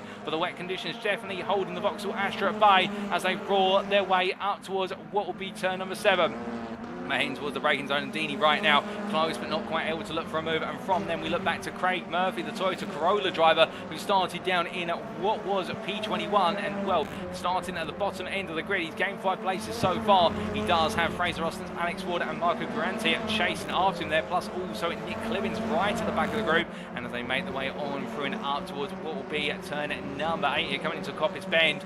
Right now on to the anchors they go, and Murphy, I think, feeling confident that things are going the way he wants them to. Albeit Clemens listed a lap down there at the back of this battle. Not quite sure what's happened to Nick Lewis, but I can tell you he is P20 as registered on our timing sheet, and therefore it may be the case. A major incident early on has cost him, but Murphy under some pressure here from Wes Roston's under, braking in to the Goddard chicane as he goes from right into left. They all stay line astern for now, but no sign of a move being made. And Murphy, I think, enjoying these conditions a bit more and just finding that the car is starting to go with the flow. But you can see the dry line there already forming in towards turn 1, and that is only going to start to spell potential prospect of wet tyres falling off a cliff for those who opted to the wet tyres. Should we get a proper dry line form and the circuit really starts to dry up, Murphy went deep, and as a result Fraser Roston is going to be right behind as they make their way into turns 2 and 3, and just behind him as well it is Marco Guarante, who is getting closer and closer with every corner turned. We ride on board here with the Honda drive, the wipers off, so that means no more rain falling, so it is a drying circuit now, and now this is going to be a battle against time, much like in what was race number 1 for our drivers, in the fact that as the circuit started to dry up, you saw those who invested in the wet tyres really starting to struggle, and those on the dry tyres, if they could get them switched on soon, they suddenly started to gain a second, if not 2 seconds over their peers, as they make their way up the hill and in towards Coppice Bend. New fastest lap pace, Andrea Alberti at 1:15.295. Sun started to come out here, but we still do have some stagnant water on the circuit at the moment, as Guarantee not getting the best of runs coming out of what was Coppice Bend, but now deploying the hybrid as they make their way towards the brake zone. He's going to look for the move, he's going to come from quite far back, he's going to do 1, he's going to do 2, and Marco Guarante, well, goodness me, it was brave to go for it, but in the end going too deep under braking, and well, that was either going to be move of the season right there, alternatively it was going to go deep, and it went the latter in the end, but he went for it, no harm, no foul play, and Craig Murphy having to defend here for the P16 still as they make their way to red gate once again, but you can see they're just putting the right hand side tyres on the wet patch, meanwhile the dry patch for left hand side tyres has upset the balance of the car, and as a result overextends the corner under braking, and Fraser Roston finds his way on through, but as they come on down the hill, on through the Craner curves, now it's going to be Alex Ward who tries to take a peek from left into right, as they make their way down through Craner and in towards the old hairpin, but the Ford Focus driver just not able to find a way to break down the defense of Craig Murphy at the moment. But meanwhile from this battle we do look a bit further back up the order to the P2 driver Phil Garside here in the Honda, and meanwhile that's Alan Axon who's got the whole line of cars behind him as they make their way down the back straight. And as they do, it's Jamie Dory battling side by side with Lloyd Biddulph here as they head in towards the braking zone. It's going to be Dory on the inside, Biddulph on the outside. Through the right into left they go, and as they come out of the corner, meanwhile Ian Deeney, who really continues to put on a fight here, being pushed aside slightly by what was, I do believe, the combination of Biddulph and Dory as they make their way down, but it's free wide, and it's going to be Deeney, Doble, and what is there, rFactor all coming into braking in towards turn number 1, and well, Deeney on the inside, Doble in the middle, and rFactor backs out and puts himself behind Doble, knowing that Frieda's not going to 1 at the best of times, and that is in terms of 1 line only. And what is turn number 1 as they make their way down through the Craner curves, and Deeney still keeping Mikey Doe at bay as the wipers go back on, the rains come back, and that is only going to complicate things even more as the drivers roar their way for the old hairpin. We're 10 minutes into this race, 10 more minutes to go plus the final lap, and I don't think anybody right now knows what the weather wants to do. Well, that's why they call it the British weather. You have to prepare for everything, and right now our drivers are going to have everything asked them as Dory goes deep in towards McLean's. Biddulph with the inside, there's contact between the two, and Biddulph's not waiting anymore, and as they make their way up the hill, here comes Deeney. Deeney looks on the inside in towards Coppins corner, he has to back out and it's too tight to make the move,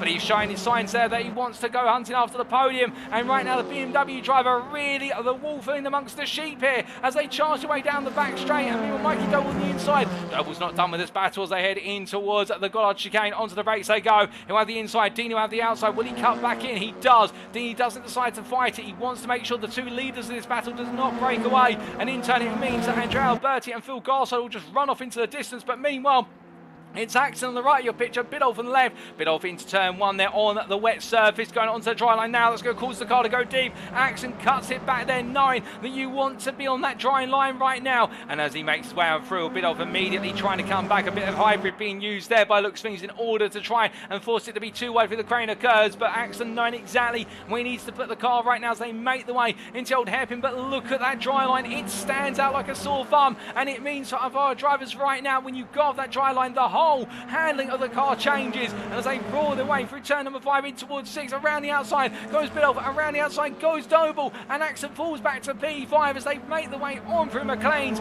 Right now it's nip and tuck, it's back and forth, it's a tug of war between these 6 drivers, and nobody's able to break away as they make the way through. But Mikey Doble looks up the inside of Biddulph into Coppins, he gets the move made, but will he have enough now in order to break away as they make the way down towards the Goddard chicane here, roaring on through. You can see Jamie Dory looking to the inside, Deeney covering him off in the rear of the picture as they make their way down, but Mikey Doble is able to cement the P3 for at least the time being as they all come in line astern. Meanwhile, further back in the battle of P9, this is Duncan Rice in the Ford Focus, who's looking to keep Lee Horne at bay, with Stefano Guidici and also Andrea Romi behind, but he goes deep as Murray's, and here comes Horne going around the outside, but Guidici gets a better launch compared to the two of them, and as they make their way down towards Redgate Corner, it's going to be Guidici on the outside, Horne on the inside in the battle for P9, who's going to be the one to walk away of this. Well, Guidici's going to dare to go around the outside, Horne in the end has to back it off, and Stefano Guidici makes it count, 2 places gained as he goes on to the next lap and making the way down the hill. Everyone now will start to settle down once again, but I think it's going to be the calm before the proverbial storm as these drivers right now just not giving each other any space to breathe as they roar the way down in towards the old hairpin. Isaac Doble in P12 right now would like to get back past Andrea Romi if he can, as they make the way on through Starkey's Bridge. Well, there will be some signs between them just for now, but meanwhile looking back to our P8 driver, in fact P7 driver Jamie Dory, well, right now he chases after Alan Axon in the fight for P6, and he has got Andrea rFactor2 behind his new fastest lap of the race from Andrea Alberti, a 14.317. But as we can see as we ride on board here with Jamie Dory, the wet weather continuing to team on down, and with it as Dory takes a sneak peek to the inside in towards Gollards. In the end, he can't find a way on through. 7 minutes still on the clock, staying exceptionally close here to the rear of Axon as they make the way out of the corner. Gets it now. Will this be enough for Dory? Axon goes defensive immediately, knowing there's not going to be any opportunity other than fight for the inside of Redgate Corner. And as they make the way down into the braking zone, we look to the exterior cameras in. Axon hard on the brakes. Dory as well. Axon's going to go slightly deep, a bit of contact between the two of them. It turns Axon in the right direction, but Dory in the end will get ahead, makes his way around. And a brilliant move there from Jamie Dory. Axon, to be fair, having to be slightly compliant, but that goes to show as well both drivers showing the respect for one another. And I can tell you one thing, they have great friends off the circuit now, but rivals on the circuit, and that's exactly the way we want it to be as they make the way on through what is turn number 4, and as they do, well, meanwhile Andrea rFactor2's looking at this and thinking, can I come out of play, as the Hyundai driver sits on the back of this trio, and well, they're falling off of the battle for what is P3 between Doble, Biddulph and Deeney, but in return right now they've got their own little battle to enjoy as they make the way through McLean's, but of course they want to be closer towards the front. They want every point they can. That's the racer's mentality as they make the way up the rise. And meanwhile, further down the order, we've still got plenty of battling going on here for what is P16. Craig Murphy still holding on ahead of Alex Wood, Marco Grante, Aaron Hampstead, and then we have Nick Clemens, who is a lap down on in amongst this battle, trying to unlap himself effectively. But meanwhile, Hampstead and Wood exchanging places there as Wood goes wide, and that is going to enable Hampstead to come on through as they make the way up into Coppice Bend. Marco Grante was the first one to get the move there. A bit of rub between himself and what was Ward coming on through McLean's. Meanwhile, Clemens goes wide, and well, as he does so, trying to find his way past Craig Murphy as they make the way down the back straight here. And right now, the Toyota driver doing an absolutely brilliant job to just hold positions. Meanwhile, taking a bit of a trip to the gravel, that was none other than Finn Targ, the Ford Focus driver. He'll get a penalty, I do believe, or at least a major strike against his record for cutting the corner there, and he might be required to give the time back as they make the way down into turn number 1. 5 minutes left on the clock, ladies and gentlemen. Final quarter of this race coming up, and as all drivers make the way in towards turn number 1, towards the back of the field. Meanwhile, we do look here to what is Garside versus Doble, and I believe Phil Garside may have made a major error of some description, or he's struggling. Either way, Mikey Doble's up into P2 now. Garside going exceptionally slowly there, coming out of the old hairpin. Surely there's not an issue with the Honda Civic Type R in P3 now, as otherwise that could be heartbreak for Garside, and we're only moments away from the end of the race. But as they make the way down through Coppice Corner, of course, that's the thing, it's not over until you get to that checkered flag, and anything can happen in the world of motorsport, whether simulated or real life. And as Mikey Doble makes his way down in towards turn at number 2, it's a 22.5-second gap to race leader Andrea Alberti, who's just simply disappeared off of the face of this race. As meanwhile, looking back to Lloyd Biddulph as he makes his way out of the final corner. chasing after Ian Deeney, and Deeney has found his way past Lloyd Biddulph in the last lap, it should be pointed out, and Deeney now on the attack here and looking to try and get onto the podium, take his first podium of the season. Well, Deeney definitely showing a lot of pace, and meanwhile Andrea rFactor still in the back of this battle looking for an opportunity, but the bigger battle here is between Lee Horne and what is Andrea Romi and Stefano Guidici, as Guidici looking on the inside, a bit of contact between the two as they make the way out to red gate corner. Guidici backing off there 9, and it's not going to happen this time as we ride on board with Stefano Guidici as he heads down through the crane of curves, and was they weave the way through. You can see, look at the rain falling again, it's just getting heavier as they make their way down in towards the old hairpin, and right now for Guidici as they all slide all over the place here, and you can see Romi almost going around on the rear end of the BMW. Of course, that's the disadvantage of the BMW being front engine rear wheel drive, is the fact those rear wheels, when they spin up, the whole rear of the car starts to let go. One of the advantages of front engine front wheel drive, of course, is the front tyres are doing everything, you can modulate them more comfortably, but still for Guidici here with that understeer for the old hairpin, almost catching out and causing a run very wide and deep. But meanwhile, speaking of running deep, that is Lee Horne who gets it wrong, but also there Romi sliding all over the place as they make their way down the back straight, charging on down, and Romi wants to get this move done, but right now I think he's got to be careful in the fact it only takes one mistaken stab at the throttle and it will all end in disarray as they come on through Gollards here with 3 minutes to go. Horne right now I think just needs to dig in and hold on. If he does so, he may be able to hold on to this P9. Keep in mind, of course, after this race we will be doing the reverse grid draw for race number 3, and the positions eligible are anywhere between P6 and P12 from the lottery bowl, so the higher you finish the better. But as they make the way through turn 1, one goes deep, Romi meanwhile sliding once again, trying to get the power down, trying to find the traction, and the rear tyres of the BMW just do not want to say yes, they keep saying no, and as Romi tries to find his way past Lee Horne, this rain is only getting heavier as I look out my commentary booth window. It's not quite monsoon season, but for the United Kingdom it's close enough, and as they make the way out to the old hairpin, well, right now Romi all over the back of Horne with what is there Stefano Guidici getting closer and closer, and as they make the way on the rise on through turn 6 in towards McLean's. Well, meanwhile from this we've got a close battle as well between Ian Deeney and what is there Phil Garside in the battle for P2, and that run-up spot as they make the way side by side down the back straight here. It's going to be Deeney on the inside, he's going to come on through surely for this, but meanwhile Garside doesn't back out. They're 2-1 as they make their way into the chicane, but as they come on through there, Deeney gets it done and moves up into second place. He's looking at his best result of the season, and what a drive it's been from Deeney so far. But meanwhile it's not over yet as Mikey Doe looks to be struggling here. Jamie Doy's looking up the inside into turn number 1, and as they come down towards the braking zone, well, the Vauxhall's just falling away, and Dory's finally finding a bit of pace on the board as they come through red gate corner, and he takes P4, and can Doe will hold on to the final top 5 spot with Andrea rFactor getting ahead of Alan Axe in the rear of the pitch into red gate corner. And they power the way down the hill and making their way in towards the crane of curves right now. rFactor trying to bring home what would be a P6, and that would be his best result of the season, and a number of drivers here are really coming alive in these changing conditions, with Alan Axon also enjoying a great race and holding on to P7 just behind, but he wants that P6 off his rival, no doubt about it, as Lloyd Biddulph in the rear of your picture just has not got the pace, and I get the feeling the start on the dry tyres for some drivers is now really coming back to haunt them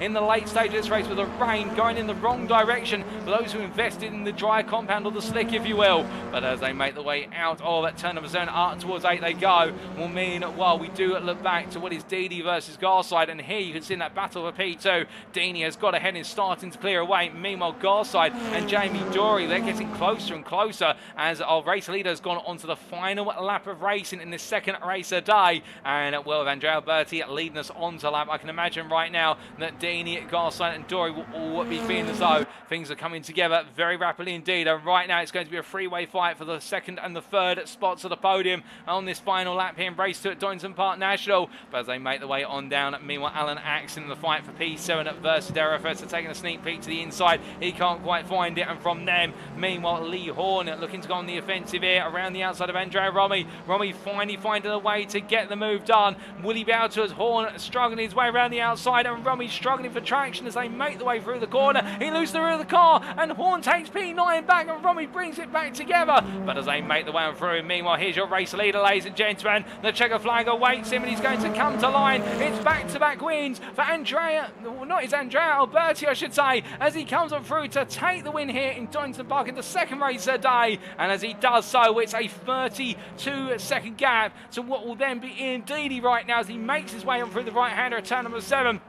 And as he does, we'll turn number 8, we should say, as he comes off Coppice Corner, as me on the rear of the picture, that is Phil Garside, still battling with Jamie Dory, and Dory all over the back of his Honda rival right now. But I don't think the Saints going to be able to find a way through it until the very end of the race, we'll have to say. But meanwhile, they make the way on through, in fact, the Cooper, I should say. Meanwhile, it is Deeney who heads the line and takes the second place spot in his best performance of the season and run-up spot on the podium. Phil Garside will hold on to third place in the end of the head of Jamie Dory, and then it will be Mikey Doe who completes your top 5, with then Dario Rafferty P6 ahead of Alan Axon, Lloyd Biddulph P8, and it'll be Lee Horne coming on through shortly for P9 with Andrea Romi there, and constantly pushed him all the way, but Horne does not falter. Andrea Romi finishes P10, Stefano Guidici P11, Isaac Doble, what is P12? We've got a car going around right in the rear of your picture, and I believe that might have been Marco Grante, but it's going to be Isaac Doble P12 ahead of Duncan Rise, with then Marco Grante P14, and then it will be, I believe, Aaron Hampstead P15 ahead of Finn Targ as they all come on through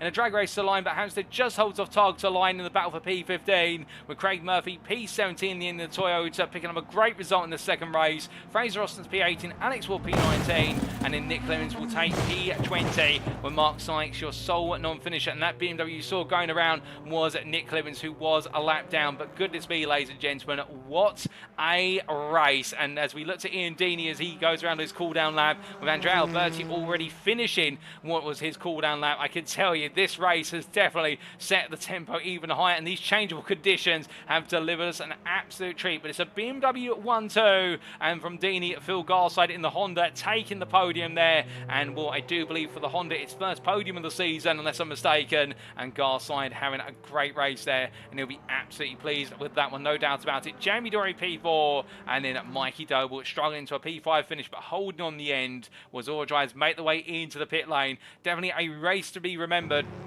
And Neil Craig there in the Facebook chat saying, inspired watching everyone, loving the weather, all the peaks and troughs, makes it anyone's race. And indeed, it really has been all about just adapting to that changing weather and trying to keep it alive all the way through. Mark Harrismith there in the YouTube chat saying, rFactor2 of the rain has brought us some great racing. iRacing take note. Great to see so many of you enjoying the rain coming on in. And well, much like the real life racing 2023 at Donington Park National, where it was heavy rain all the way through races 1 and 2, that heavy rain here has materialised in race number 2. And goodness me, it has set us up with a storm of a race, and we still got one more to go, ladies and gentlemen. Speaking of which, with one more race to go, well, let's take you through those race finishing positions first and foremost, and then we will, of course, and take you into what was the reverse grid draw. So after 16 laps of racing in our second race of the day, Andrea Alberti taking the win ahead of Ian Deeney, and then Phil Garside completing your top 3 on the podium. Jamie Dory P4 ahead of Mikey Dole P5, with Dario Rafferty P6, and then Alan Axon, Lloyd Biddulph, Lee Horne, and Andrea Romi completing your top 10. Behind them, from P11 through to P20, Stefano Guidici fighting hard for P10, but couldn't quite find it in the end, but still taking a season best performance ahead of Isaac Doble, with Duncan Rise there moving forward to P13 ahead of Marco Grante, and then Aaron Hampstead at P15. Fintar P16 ahead of Craig Murphy, and Fraser Austin's Alex Ward and Nick Clemens completing finishing positions. And with that, ladies and gentlemen, it is time for the reverse grid draw, as well, we are getting the move forward with regards to the lobby. And let's take you to the commentary booth here. Good evening to you, and well, glad to see so many of you enjoying the racing so far. And well, as always, to take you through the theme, we have a lottery bowl here with the 6 balls in it from the 7 balls, I should say, from P6 through to P12. Shortly, what I'm going to do is close my eyes, draw a ball out of the bowl, and that will be our reverse grid position for what will be our final race of the day. Without further ado, ladies and gentlemen, let's get to it. So there's the shuffle, and now we draw the ball out of the bowl, and it is going to be, for our second reverse grid of the season, P8 is drawn from the bowl, and that does mean, unless I'm mistaken, and we're just going to double check, it'll be Lloyd Biddulph who lines up on pole for the second and final time today in race number 3. Well, it's a top 8 inversion, ladies and gentlemen, a reasonable inversion at that, and it means there's plenty more racing to come. And we'll be back for the build up to race number 3 in approximately what will be 5 minutes time. But until then, grab yourself a refresher, because I can tell you one thing, you'll want to be fully refreshed for the race that is to come in our final race of the day. We'll see you very shortly.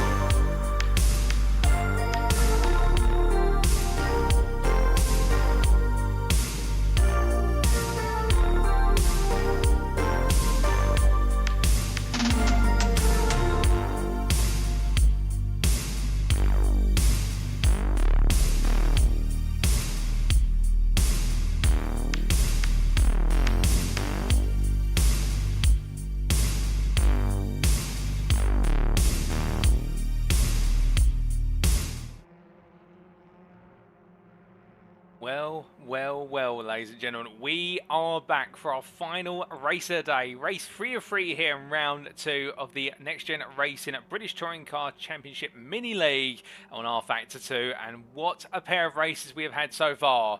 Qualifying was dry, but race number 1 saw a degree of rain, but drying up quite rapidly. And race number 2 saw the heavens open up and absolutely pour down here at the Donington Park National Circuit. But now the big question is, what is in store for our final race of the day for our drivers? Well, many are probably wondering, are we going to see another wet weather race? Or others will be asking the question, will we finally see some dry conditions in order to change the tone of the racing? Well, either way, with only 2 minutes to go in this warm-up before we go racing one more time, one thing is definitely for certain: even where the weather goes, we are going to have a thriller, given the fact we've got a top 8 reverse grid, and on top of that as well, we've got multiple drivers out of position in different orders, given those who didn't quite have the pace and the dry conditions in qualifying made the right call on the tyres when we went racing in the wet, and those wet weather tyres working out well for the likes of, say, Phil Garside and company, who's moved all the way out the order, and also Ian Deeney, when absolutely monstrous drive on through the field, albeit he's in the pit lane at the moment, but you're looking to buy the other BMWs instead in the form of Nick Clibbins. As the drivers make the way on around with only 1.5 minutes left on the clock. We see so many of you enjoyed it in the Twitch, the YouTube and Facebook chat. Great to see you all having a good time. Keep those comments and remarks pouring in, ladies and gentlemen. Place your bets as to who you think will be the winner in race number 3, because of course there is the big question of, can Andrea Alberti make it 3 wins in a row? We haven't seen anybody take all 3 wins in an evening so far, albeit we are only in our second round, but can he make the magic happen? Well, that'll be the change that confronts him starting from P8. Well, Lloyd Biddulph will be on the front row of the grid, and indeed he'll be starting on pole once again, as we do see the Hyundai i30M fastback driver making his way on down, and he'll be hoping that this race will be more straightforward and it will be just a run from the start to finish, and he doesn't have to look back.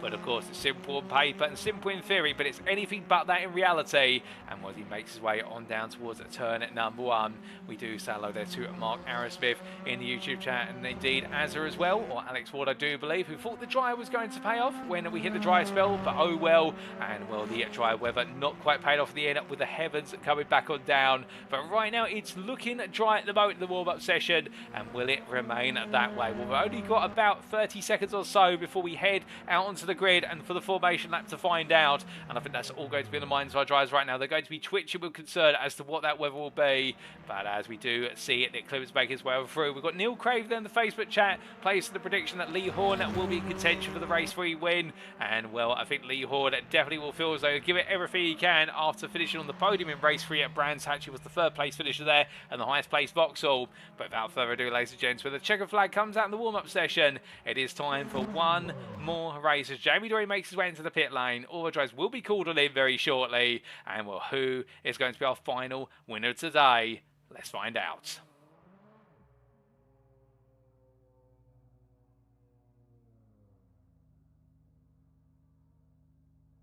Attention grid, all non-essential personnel leave the grid now.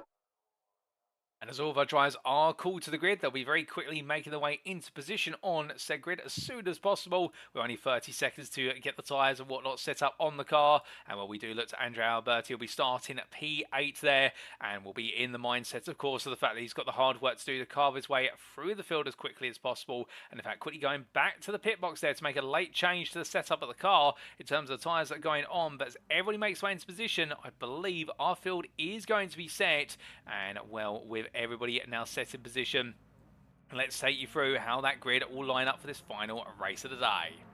So starting on pole position then, it'll be Lloyd Biddulph with 2nd pole of the day in the Hyundai, ahead of Alan Axon in the Honda. Andrea rFactor2 starts P3 in the Hyundai, ahead of the Vauxhall of Mikey Dowell P4. And then as we come into the second half of our top 8 inverted grid, we will see on row number 3 is Jamie Dory in the Cupra Leon, ahead of Phil Garside in the Honda Civic Type R. Ian Deeney lines up P7 in the BMW, ahead of fellow BMW driver Andrea Alberti. And then we can see on row number 5 Lee Horne in the Vauxhall, ahead of Andrea Romi, the BMW driver who struggled in race number 2.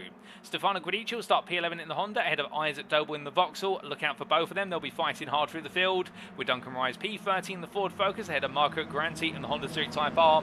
Then right, we'll go to Aaron Hempstead in the Ford Focus, and fellow Ford Focus driver Finn Targ for Napa Racing.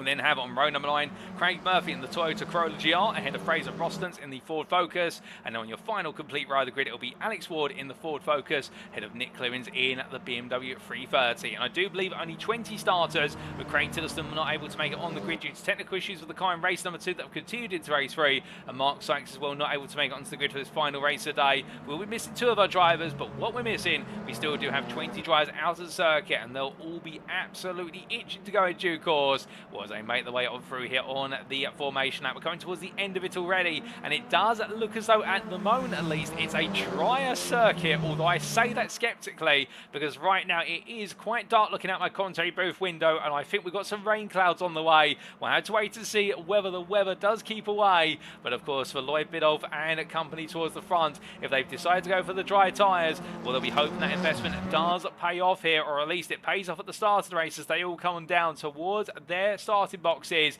And Biddulph there with a small lock-up of the front brakes, eager to get into position. I think everybody right now eager to get underway and race it. I think conscious of how the weather's going to play out. But most of the field now in position. We're just waiting for the final couple rows at the back of the grid. There they go. And we'll very shortly, the starting procedure will get underway.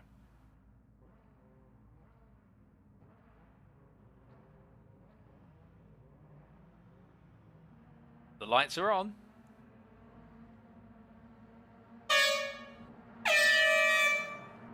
And it's lights out and away we go for our final race of the day as Lloyd Biddulph gets a good start off the line as they roar their way in towards turn number 1. But as our drivers do, look in the rear picture, Ian Deeney on the left there, looking up the inside already as they head towards the braking zone. Also battling side by side between Mikey Doe and Andrea rFactor2. Doe just holding on.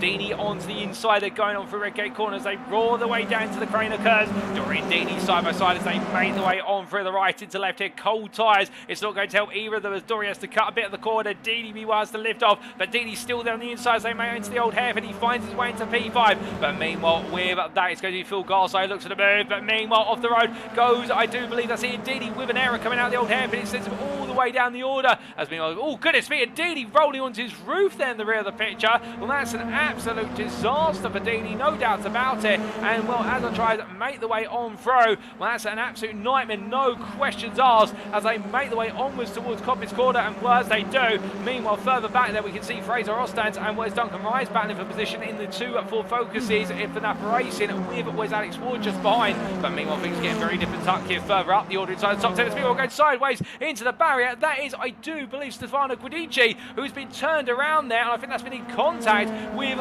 what is Lee Horne or Fintar by the two as he tries to bring the car back together. But I suspect that car might be coming into the pits. It bounces its way back into the circuit, clear of other drivers, but as he returns to the racing, and meanwhile after one lap of racing, making his way over Redgate Corner, Lloyd Biddulph leads ahead of Alan Axon P2, Mikey Dole P3, Andrea rFactor2 P4. We then have Phil Garside P5 ahead of Jamie Dory P6, Andrea Alberti P7 ahead of Andrea Romi P8, then Marco Grante and Fintar complete your top 10 with Adam Hempstead P11 there. Best of the rest, they make the way on down. The Ford Focus drivers coming alive here as they make the way into the old hairpin, but the wipers are starting to go on, and what was a dry start is once again turning into a wet race as they make the way out around. And well, how intense will the rain get? That will be the worry now for those who started on the dry tyre, and I wonder if we can see who started on the dry tyre here on the time and towel. Well, there we go, everybody opted to start on the dries, nobody gambling with the wets. So now this is going to be a race about survival and tyre temperature, and if that rain starts to increase, who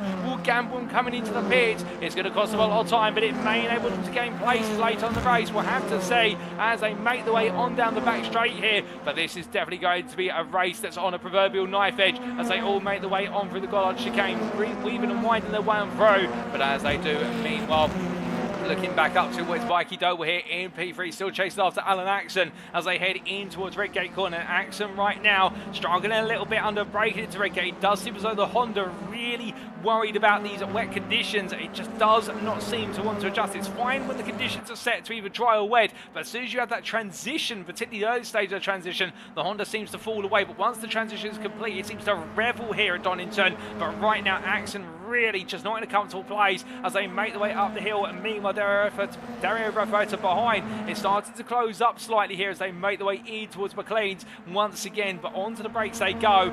Plenty of the race still to go as well, so this is going to be an absolute endurance fest for our drivers. It turns out last of the conditions, and meanwhile, Stefano Guidiccio, a bit of contact from behind. My Duncan Rise, and in the end, the number 12 drive, the number 66 drive, demoted down to P12, being passed there by what was, I do believe, in fact, that was Aaron Hampstead, not Duncan Rise. We apologise, but meanwhile, Alex Waters found his way past Duncan Rise further down the order off camera as they make their way on through Coppitt's Corner. You can see it there in the video picture. The Fraser Roston's now looking for a move in return here in the battle of the Napa Fords, as Roston's on the inside coming down towards Goddard's. Meanwhile, Morais on the outside. Onto the brakes they go, and as they do, Roston's here, I think, will be making the pass successfully, or will he?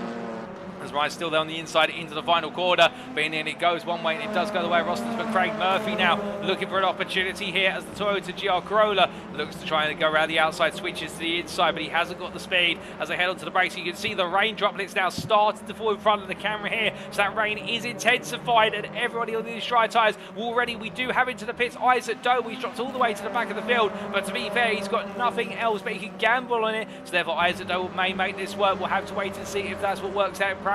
But right now everybody will be worried about grip, and this circuit is going to turn into a circuit which they won't want to feel comfortable on whatsoever, in terms of the fact that it just takes one dip of a tyre into a puddle of water, and that could be the end of the race for some drivers as they make their way up towards what will be Coppitt's Corner. And right now Andrea Romi still after Andrea Alberti, the two BMW drivers here, I think struggling. This BMW, it's proven so tenacious in driving conditions, but meanwhile in wet conditions it's proved so difficult to drive, albeit for Andrea Alberti at the first two races of the day, it begged to differ, but right now this third race nowhere near as easy. It's meanwhile Jamie Dory battling with Phil Garside coming on through Goddard's, and as he does, he takes P5 off of Garside as they make the way on through. Meanwhile, Garside into the pits. He's going to gamble his Garside to go to not the dry tyres, go to the wet tyres, I should say. But meanwhile, in the rear of the picture, it's four wide as they head into the braking zone here for Woods Red Gate Corner as our cameraman finally fixes on it. Meanwhile, we can see Guidiccio there coming on through as the driver goes wide, and that is going to be going wide. Finn Targ, who takes a trip to the gravel. There's no grip out there. Everybody's struggling right now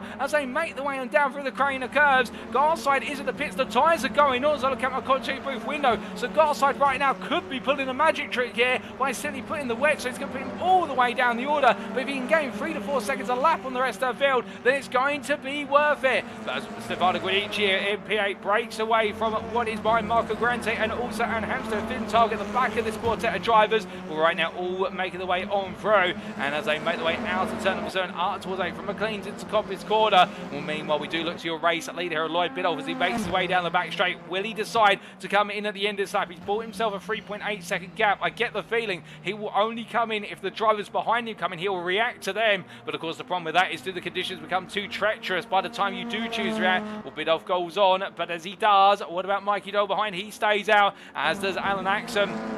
As they end down, and Nick Clibbins is into the pit lane as well for a tyre change. But meanwhile, Axon holds on as rFactor2 in P4 with Jamie Dory and Andrea Alberti side by side as they head into the braking zone of Red Gate Corner. Alberti on the inside and Jamie Dory in the Cooper Leon here, just letting Alberti take the position without a bit of a contact between the two drivers as they make their way out of the corner. But as they make their way on down the hill, we jump aboard here with Jamie Dory as he tries to find a way to get in the fight. But look at his throttle inputs there in the bottom right hand corner of your screen. You'll see that's how little grip there is. They're on dry tyres on a circuit that is now moderately wet, and as a result every corner is just proven to be a test of how much throttle can you give as they make their way on and through Starkeys. You can see the look at what is Alberti sliding all over the place, and these curves of course with standing water on them, it's only going to make them even more difficult to drive on, and particularly if you're in front of your rear wheel drive car such as that BMW, the grip levels right now are going to be absolutely at their minimum. As they make their way through the right hand, a drive-through penalty has been assigned to Nick Clibbins for speeding in the pit lane as I understand it.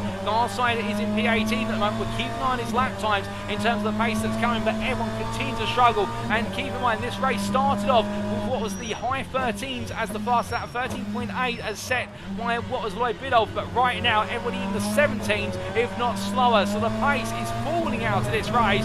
Nobody coming into the pit still as Jamie Dory getting very close then to Gollards, but not at the start finish straight, but as they make their way on down towards turn number 1, well, meanwhile into the braking zone they go, and in the rear of the picture we do have the battle between what is Alex Ward and Fraser Rostance here as they power the way on down, and meanwhile just in front Finn Targ as they head into the braking zone here, he tries to find his way past Aaron Hempstead in the battle of the Napa Fords, but as they come out to turn number 1 and down the hill they go in towards turns 2, 3 and 4, will roaring their way on through still, and these cars not being used at full potency at the moment. I think everyone right now just trying to see if they can outlast the conditions and outlast what is Phil Garside's investment to switch tyres. Speaking of which, here comes Garside down the back straight, and as he does so, keep in mind he has gone to the wet compound, so we'll see what his lap time's going to be as he makes his way on through here through the final course. He does look as though the car's in a comfortable place right now, and as he heads to the timeline, well, previous lap set by Lloyd Biddulph was a 119.546. Meanwhile, for Phil Garside, this lap is going to be a 117.317, so it's 2 seconds faster currently, and I get the feeling the Honda driver will have more pace come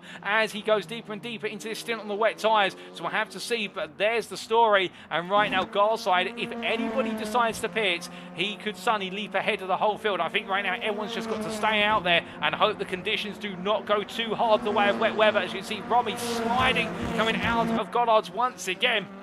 And as they make their way down towards turn number 1, in towards Redgate, well, Alan Axon in P3, I think, feeling comfortable at this point and not under too much pressure. But through the right-hander they go, and Romi right now eager to make progress versus Jamie Dory and Andrea Alberti. But the problem is here, how hard do you push before you reach the limit? As they make their way on down through the crane of curves and run on the ragged edge of adhesion every step of the way here. And I can't imagine how uncomfortable it is right now in terms of finding the grip. As meanwhile, Lee Horne battles with Alex Ward. But Ward find his way past recently through Redgate, but now Horne's trying to come back as they make their way down for the crane of curves, and Ward right now in the hunt here for position, but not quite able to find a way in. And you see Horne there almost understeering wide onto the inside of the old hairpin, and Ward taking it very sensitively there. And will the number 48 Ford driver, I think, just worried about what grip is there, and will the wipers not on, so the rain has stopped. So if the rain continues to stop like this, or Garside's investment in the wet tyres may have been for naught in the end, but to be fair, he had to gamble on it, and well, by going for the gamble, he's lost out this time. But could it come back into his favour later in the race? We'll have to see, because you can see a dry line is starting to form on what is the circuit there, the darker line, if you will, as Ward makes his way up through Coppins Corner, and that dry line is only going to benefit the dry runners more and more. As you can see, Ward here has run slightly offline as he makes his way down towards Gollards.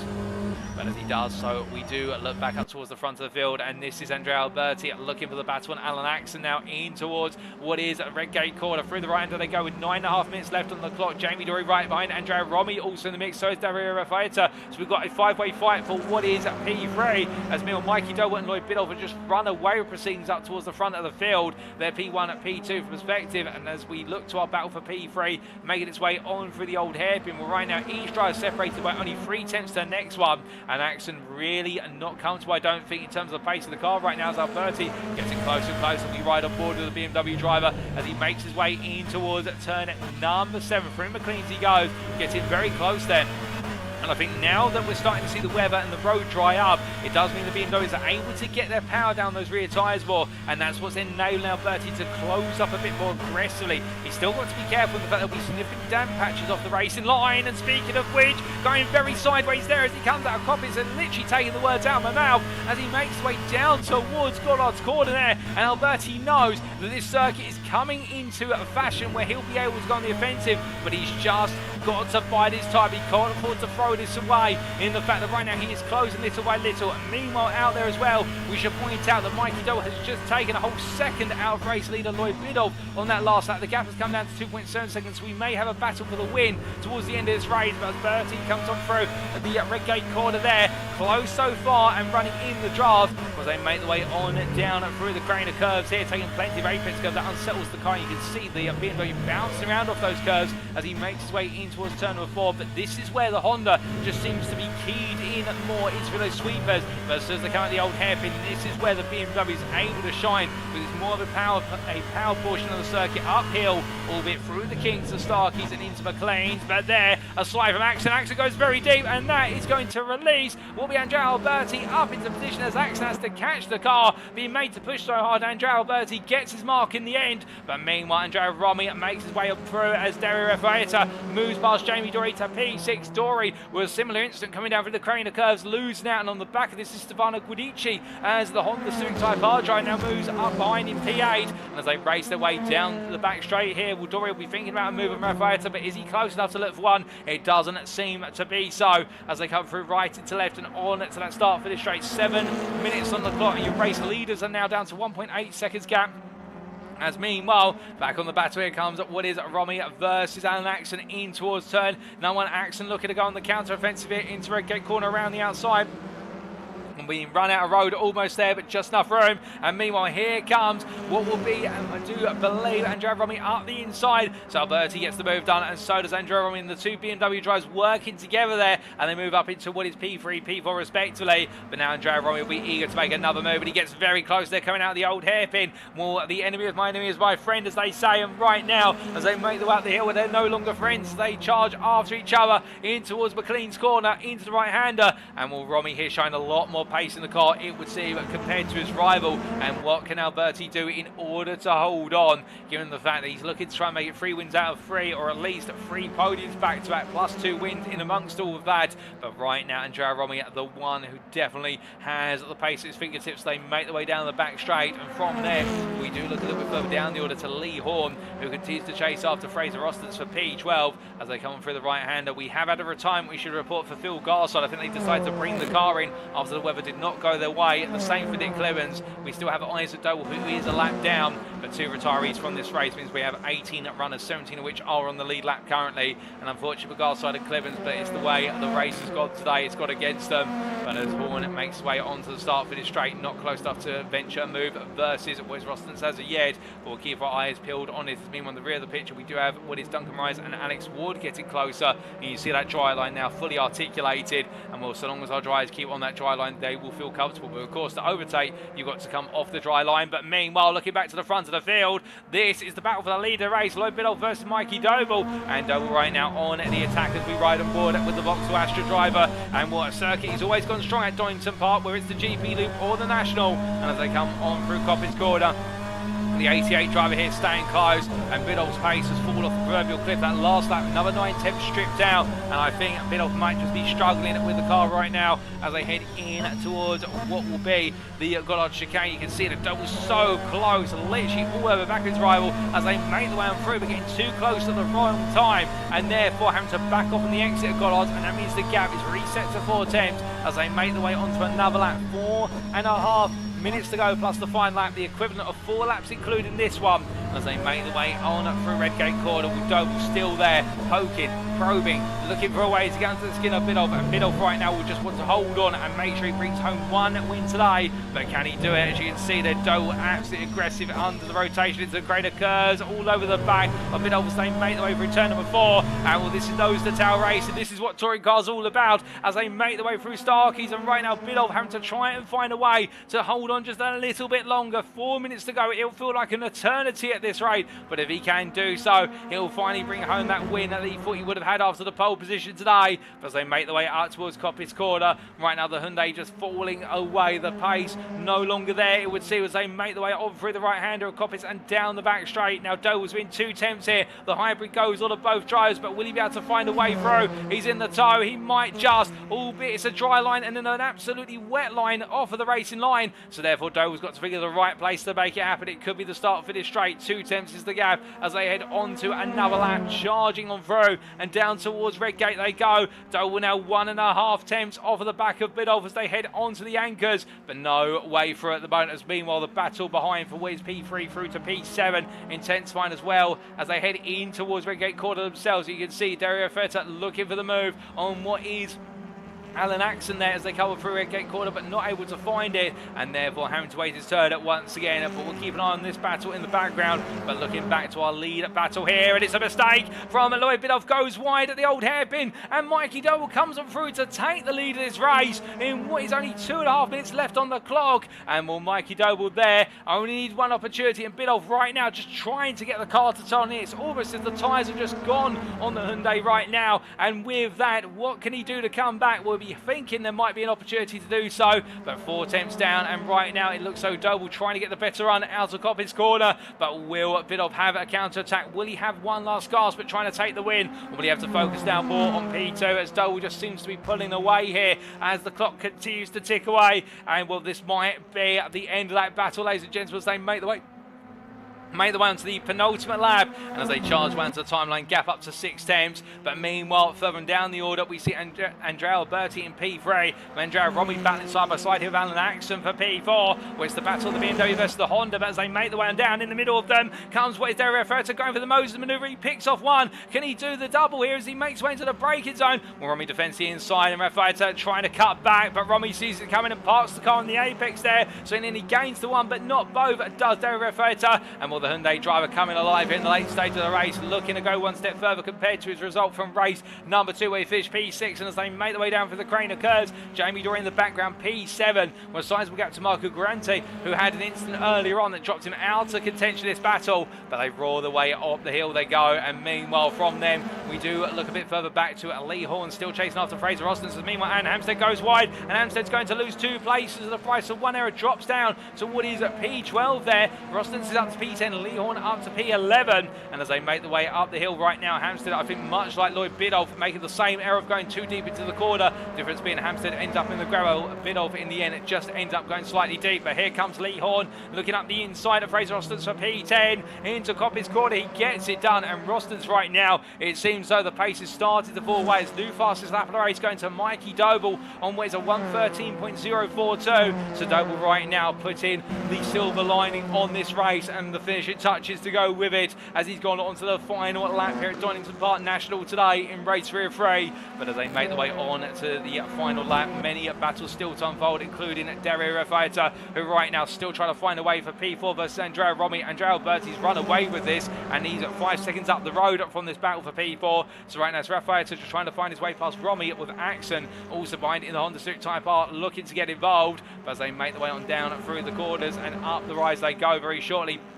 in towards what will be Starkeys. Well, rFactor there being nudged and budged by what is the moves of Axon, and Axon trying to find a way in, but he can't seem to do so. But onto the brakes they go, and as they do, well, meanwhile, here are your 2 leaders, ladies and gentlemen, as they roar their way down towards what is at the final 2 corners, and Biddulph trying to have one last gasp at this, but has he got enough in the tank? They go into Goddard's here, the gap is only 4 attempts, but as they make their way through right into left, the checker flag waves, and it waves for Mikey Doble, who takes the win in the final race of the day ahead of Lloyd Biddulph P2, and it'll be Andrea Alberti finishes P3 here to finish on the podium in every race of today. Andrea Romi will come on P4 just ahead of Dario rFactor. He holds on the end with rFactor P5 ahead of Alan Axon. Jamie Dory P7 ahead of Marco Grante, who'll take P8. We see smoke coming out the back of Dory's car, and meanwhile it'll be Fintag who comes on home at P9 ahead of Lee Horne. To complete the top 10 will be Lee Horne. Fraser Austin's P11 ahead of Aaron Hampstead P12, and then we have Stefano Guidici coming on through P13 ahead of Duncan Rise,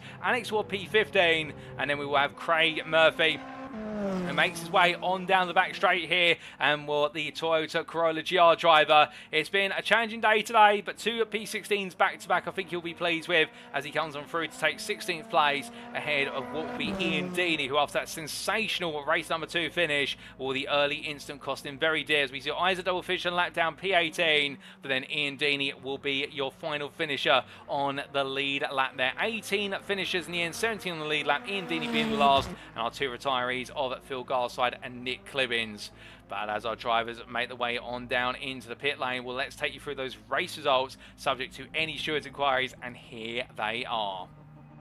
So after a fantastic, 16 laps of racing to wrap up proceedings here at Donington Park National today, Mikey Doble taking the win over Lloyd Biddulph, the Hyundai driver, leading for most of the race but falling away towards the end, and Andrea Alberti completing your podium there for the BMW team, fighting his way through from a P8 start. Andrea Romi P4, holding off Dario rFactor to the line with Alan Axon P6 ahead of Jamie Dory. The Cooper driver just not able to find his way into the top 5 in this race despite pushing hard in the early stages, and then at Marco Grante at P8 there ahead of Fintag, with Lee Horne completing at the top 10 behind Tag and holding on to the best of rest holding on to P10 ahead of best of rest driver, as we'll see very shortly in the form Well, in fact, we won't be getting the results there, ladies and gents. We do apologise, as it does seem as though the server has gone down. So therefore, we are going to immediately take a breather and get ready for our post-round interviews with our drivers. They're coming up shortly. Don't go anywhere. They'll be back in 10 minutes to get them underway, and you won't want to miss them.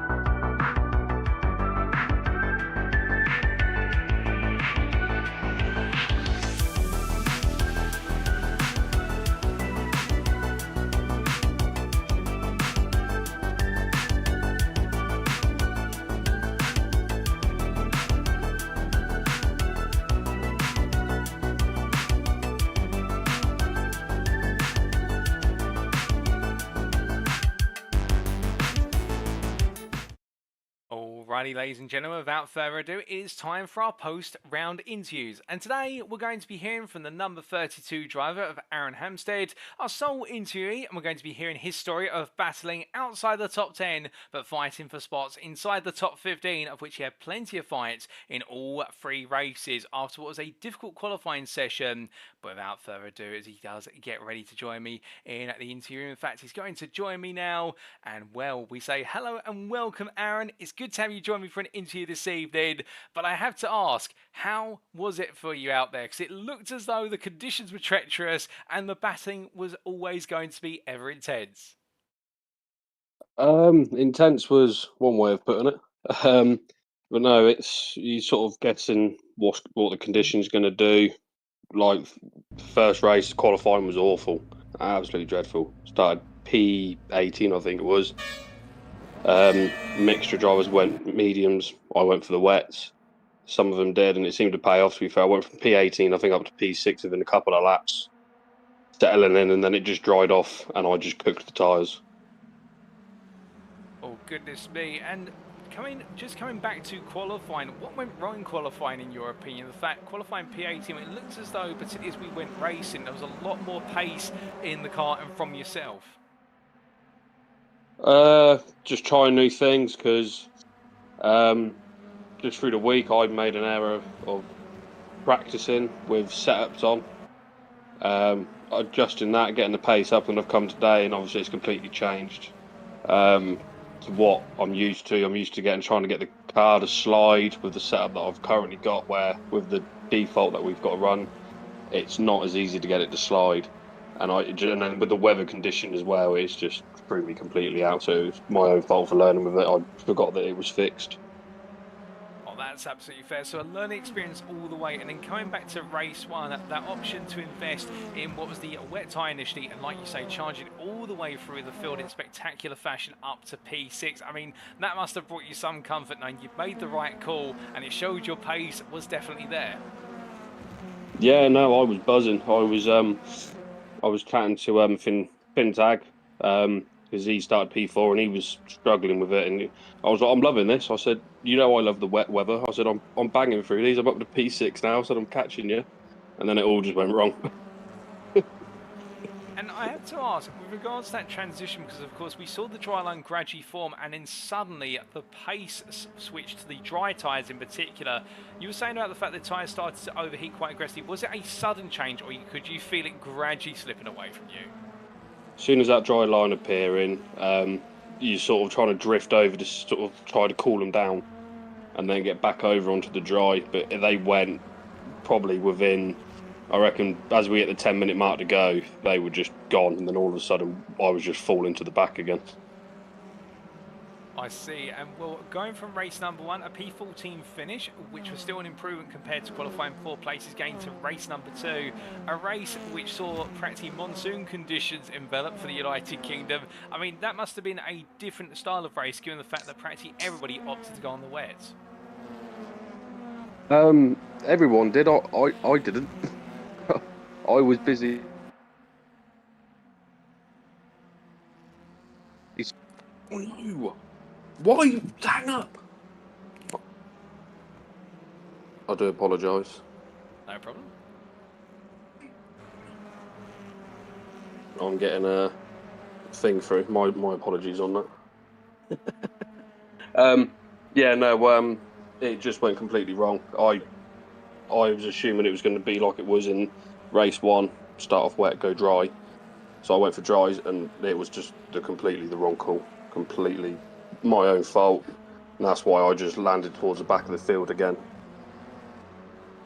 I see, but still one to learn from. And in race number 3, it looked as though you made the right calls there, because we got to see some brilliant battling from yourself, fighting your way past the likes of what was, say, Nick Clibbins, also Fintag, along the way to taking a P12 finish. It looks as though you were in your element once more. Yeah, I quite enjoyed race 3, to be fair. It was quite a lot of battling going on. I was battling with Finn, I think for the majority of it, and then just towards the end, I was looking to get my first top 10 of the season, and then I got one wheel into the wet, and it just slid me straight off the track. which frustrated me quite a bit. I was looking forward to I was going to get a top 10 for the first time in this series, but it just all went to pot and went out the window, which frustrated me a little bit. But you live and you learn. Oh, no doubt about it, and I'm sure we're going to see that first top 10 in the near future, perhaps in round number 3 in a week's time. But just before we come on to round number 3, I have to ask, you decided to go with the Ford Focus for this mini-season. Is that on preference for, say, Napa racing in real life, or is the Ford Focus a car you love on the simulator? I used to have a Ford Focus ST. I love the cars, and I'm quite, like, in the real life, I follow the Napa a lot. Big fans of like Sutton and all the guys. But I used to race in another series last year, and I ran it in there. Got on with it quite well. I think I got up to 4th in the championship in the end in that one. But I haven't touched it in about a year, so I'm trying to relearn everything, because you drive it completely different to like you would like on an F1 sim rig or iRacing and stuff like that. I see. So relearning an old friend, if you will. I definitely appreciate the insights there with regards to your car history. And now looking ahead to a week's time, we head to arguably one of the fastest, if not the fastest circuits in the UK, in the form of the Thruxton circuit. How are you feeling for round number 3? It's going to be interesting. I think there's definitely a lot of drivers that are going to be hard to keep up with. I think last time I went around Thruxton, I didn't do too bad. I think I was finishing top 5s in that. I wasn't the quickest last time I was around there, but there was some pace, so we'll have to see how we get on. We definitely look forward to seeing you bring the pace, and with it the challenge to the field, and perhaps that first top 10 that you're looking for. But of course, just before we do let you go, Aaron, is there anybody you'd like to give a shout out or a thank you to live on the broadcast tonight? Yeah, I'd like to thank Finn Tagg for racing me cleanly round here today. Last time we did a bit of practicing round here, he suicided me on the last bend, and I thought he was going to do that in race 2. Well, I'm sure Finn will appreciate that, no doubt about it. And fantastic racing between you both. And with that, thank you for joining me this evening, Aaron. It's been a pleasure to have you join me. Great racing all the way through. And whilst it didn't all work out, I'm sure there's plenty more to cover from yourself at Thruxton in a week's time. But until then, have a great rest of your evening. And you, thanks. So hearing there from Aaron Hampstead, the number 32 driver, who with some challenges today on the circuit, particularly in qualifying, and with his preparation being focused around what was a different setup on the car compared to the fixed setup, well, having to learn as he went in the end. But I think the learning experience becoming even more steep in terms of that gradient when we saw those weather conditions change from dry in qualifying to the wet conditions of race number 1, albeit a drying circuit, and then what was the wet circuit that was expected to potentially dry to a degree, but then the heavens opened up and it poured in race number 2. The point being that for Aaron Hampstead, much like many a driver today, it was about adapting on the fly and learning as you went, but particularly for him in the fact finding his results coming on through it and the pace shining as the races went on.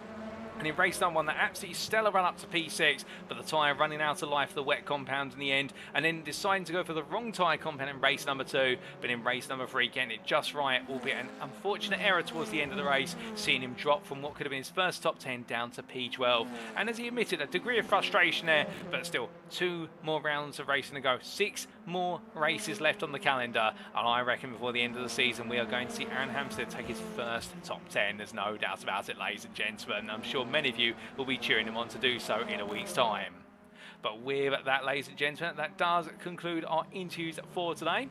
In the fact, we've only just heard from one driver today in the form of Aaron Hampstead in a number 32. And well, thank you to him for joining me in the interview room. But with that, it is now time for us to wrap up. Thank you very much for watching, and if you have enjoyed today's broadcast, perhaps you're sat there right now thinking that you want to be on the grid for the final 2 rounds of this mini league, our BTCC mini league at Next Gen Racing, or perhaps you want to know more about us and our other series that we've got planned and upcoming, including Season 6 of the NXTGEN on iRacing, and also our ongoing GT3 and Prototype leagues on iRacing. Well, for all that and plenty more, we recommend you firstly go to our official website, that's at nextgenracing.co.uk, and as our website appears on screen here, it's the home of clean and fair sim racing for all, and as we are in our 17th year of hosting sim racing series and leagues, particularly focused on iRacing but branching out into the world of rFactor2 as of this series, and we've got plenty more planned over 2024. Now has never been a better time to join Next Gen Racing and go racing on the grid with us. And well, if you want to find out more in terms of where you can join our Discord and whatnot, all that information is available on our official website. But if you don't want to go to our website necessarily, if you're more of a social media person, then we do recommend you go to our official Facebook group, and that's at facebook.com/groups/NextGen Racing, where you can find out similar information such as on our website, but you also can find out a bit more about the staff and admin members behind the scenes in terms of what we do both on the virtual and the real life racing circuit, with a good number of our staff members being real-life track marshals, if not also racing drivers.